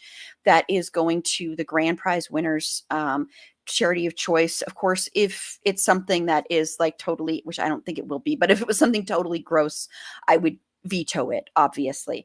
But that's where all that money will go. So you're doing a good thing. And you are going to automatically, if you pay that, you are going to be getting these neat little things that Sasha and the other Erin and I put together today. It's this little gift packet of, you'll get our, let me put up the logo, but you'll get our new horror logo on a pin that the other Erin has put together, and it looks amazing. You might also win a magnet with the new horror logo as well. She dropped off a bunch of those. I have a bunch of those too. So this is, of course, oops, sorry, I put it as the background. I meant to put it as the overlay, and there it is. See, everything's changed on the way this is laid out for me. So sorry. So this is sort of what it will look like. So you'll automatically get one of those, and you'll also get a goodie pack with those pop rocks that I bought that I mentioned already. And then you will also, every night we're going to have a different category. So we have different categories that if you go to the, I'm going to put it in here. Sorry, I'm fading everybody, but I'm going to put the sign up sheet in the link here. But there are different categories each night. And instead, when we had originally designed this, to be like a team bracket thing where each week somebody was eliminated. We have decided to end that, since this is a 10-night event and basically 10 weeks. I know it's really hard for everybody to make that. So we have changed that. So as long as you sign up, you pay that $5, you definitely are able to come to any one that you want to come to. It doesn't matter if you weren't at the previous one, you will be able to come to the next one. And we're just going to tally all the votes. No one will be eliminated, and it'll carry through. And then at the very last one, which is body horror, we'll announce the grand prize winner, second place winner, and third place winner. But we also have costume contests, and each night someone will win the costume contest. And one of those nights, and I'm not going to tell you which one, but one of those nights, you could win this signed Supernatural Comic-Con magazine that is signed by Jensen Ackles, Jared Padalecki, Misha Collins, Alexander Calvert, right? That's right. Correct. Bree, why am I forgetting her last name? Kim Rhodes. Thank you. Oh, you're muted.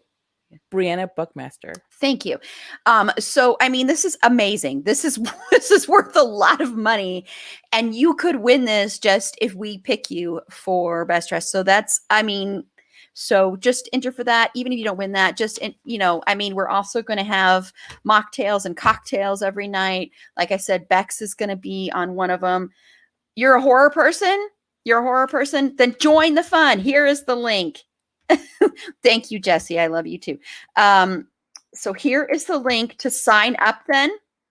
And that'll take you through everything. I didn't put it with the Facebook one, so let me put it there too. So go to that. That'll also give you a link to the Google Docs with all the different rules.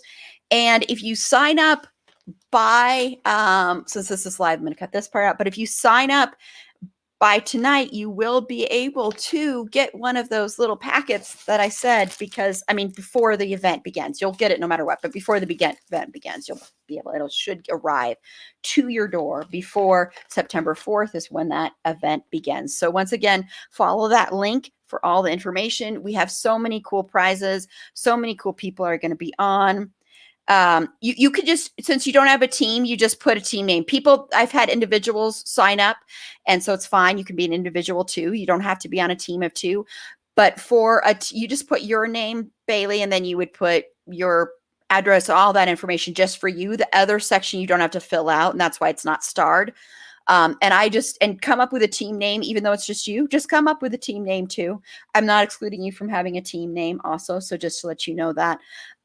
So you don't have to put another person's thing, but I just say, come up with some kind of horror team name if you can. I have had someone that signed up with their podcast name, and that's fine too. But just do that as well. So I hope to see a bunch more people there. I hope you're able to join too. And I'm glad that, Bailey, you're finally signing up there. And I think what will happen if both of you sign up, and if we get a couple others, we will reach this goal that I have set for this weekend. And Sasha, who is so opposed to live streams because she doesn't want to be on one, not because she hates them, but because she personally doesn't want to be on one, she has said that if I do reach this goal, that she will come on one of these dressed in a costume. So more signups. You get to see Sasha in a costume. I'm going to be in 10 different costumes, although we have determined last night that it might just be me wearing a name tag saying zombie on it, or werewolf, or hello, my name is Ted the werewolf. So that may end up happening. I'm just kidding. It's partially just kidding. Anyway. It'd be like Amy, you have a different name tag. Exactly. See, it all comes back to Theme. Superstore. See, I knew I could. Seamlessly.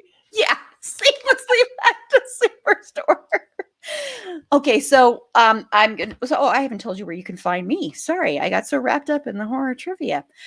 So this is Erin. You can follow me on my personal Twitter as I take a journey watching the ever wonderful Gilmore Girls. I had to hesitate. It's so awesome. It's a lot of, it's a lot of, yeah. This I was raised by a single mom, and let me tell you, this Not how it goes. no. No. My mom is amazing and incredible, but this is no. Did Meg get you to watch it? Is this what is as adults? We're doing an episode on it. That's the only reason I'm watching I've it. listened to enough episodes. I know most things are Meg's fault. It's still her This fault. is No. true. She even got Carla. Well, we all rallied, but we got Carla to watch at least the first 3 seasons of Downton Abbey. Oh, don't even get me started on that heartbreak. That's true. That's I'm true. just still Sorry, Erin. No, it's fine. Yeah, and Bailey said she's living for me stalking Carla's Gilmore Girls. I almost said Golden Girls. Like, that would have been more a lot exciting. more. Yes. but yeah, I've been stalking because Gilmore Girls, when Carla watched it, I was stalking those and saying that meant I didn't have to watch Gilmore Girls, but I do have to watch Gilmore Girls. So yeah. Oh, I will make sure she is locked in before midnight for Jesse for signing up for trivia. Thank you. Yay. Awesome. Thank you so much. Cool. Okay. Well, anyway, so you can follow me there and follow me talking about how much I hate Dean, and how much I hate most of the people on the show, but I'm still kind of having an entertaining time watching it. And look for our Gilmore Girls episode. Will be coming out in a couple of weeks. So yeah, that's going to be part of our WB talk. So that's actually going to be the last episode of our WB discussion. And then you can make sure to like the show, on Facebook at facebook.com/itsafandom-thing-pod, on Twitter at fandom-thing-pod. No, it's in that one. On Instagram at itsafandom-thing-pod. If you have any feedback, show notes, anything like that, feel free to reach out to us at itsafandom-thing-pod@gmail.com. And on our next live stream, which is airing on Sunday next week because we can't do Saturday, this is going to be heartbreak for me. It's going to be a good time for me when we talk about Felicity and mostly Noel, and also Ben a little bit because he's also on the show, even though he talks like this. He does. And you he can does. really hear him. Add that to your bingo card, folks. Carla saying. Yes, it's on our bingo card. So there you go. You got what? Well, I meant check it off. Sorry. Oh, I thought. Yes. So there you go. I don't know if anyone got that. But anyway, yes. So we are going to be talking about Dawson's Creek and Felicity next week, but our live stream is going to be Felicity, and that's going to be Meg, Carla, and I, and it's going to be a very painful journey for me because I love Ben Covington. I heart Ben Covington. I heart you, Ben, and I cannot stand Noel. Noel Crane, whatever his stupid last name is. Oh my God! What did the Crane family do to you? What did Mr. and Mrs. Crane do to you? They gave birth to that. They conceived that guy.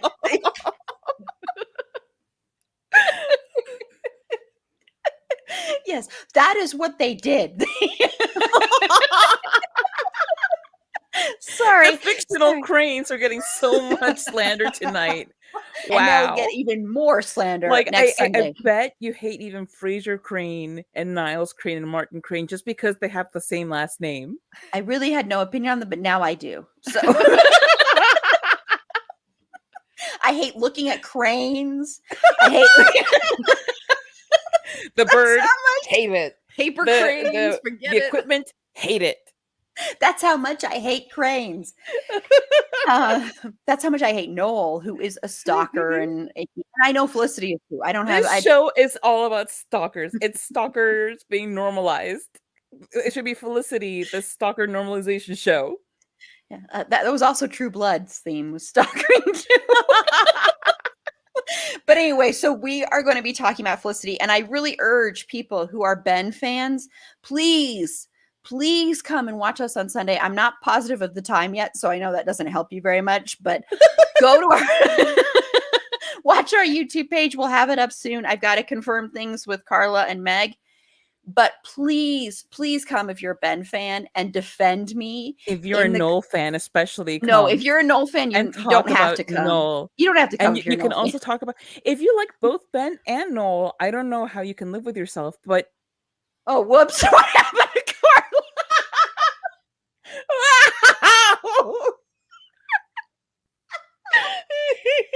This is a preview of what you have to come. Like, it's going to be this fight. it is going to be a big fight.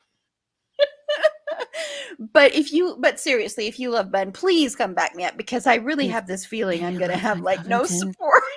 Please come and support your host, Aaron, because she loves him so much, even though he mostly just loves himself. And sometimes That's also not Felicity. Oh, Bailey's going to try and finish the show this week, and Bailey is, Yes. and I am connecting with you on a psychic level, Bailey. I can tell that you are a Ben Covington fan. Thank you, Bailey. She's like, what? Yes, the that counts ASMR as square. ASMR, yes. Carla's sweet voice. Yes. Ben Whispers. Covington impression. Yes, Just yes, we talking will like count that. this into the Yes. microphone. Yes, we will count that. Okay. Anyway, sorry, this closeout is taking forever. I apologize. I was trying to have it go quick, and then we just have gone on a lot of little tangents here. It's typical. I'm like looking at this time. I'm like, oh man, this editing is going to be a I'm fun... crying for you. No, bingo. Oh, I'm sorry. Aw. I don't think you'll get it before we're done, so I apologize. But once again, so we are going to kick off our celebration. Oh, well, actually, the next episode, sorry, because this one's dropping on Wednesday. On our next episode, Carla and Paula are on, and we are going to be talking about certain things we're into.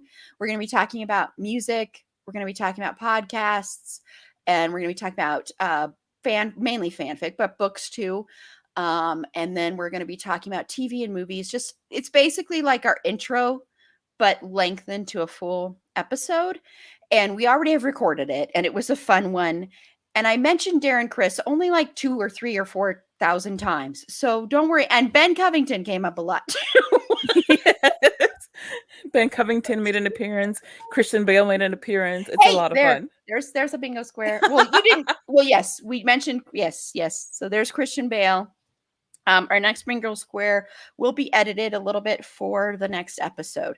So thank you so much again for viewing and watching. I really appreciate it. And thank you again to Bex and Carla. This has been a lot of fun, and I'm really glad to have you on, Bex. And I know you're going to be back for more. And then, of course, like I said, Bex will be part of our horror trivia event. She will be on the psychological horror evening one, so definitely make sure to tune in for that one, even if you aren't playing. So it should be a lot of fun, because I am making my panelists, I've asked them to dress in costume, so I'm excited about that part too. Maybe she'll steal my name tag idea, but we'll see. We'll all be in name tags.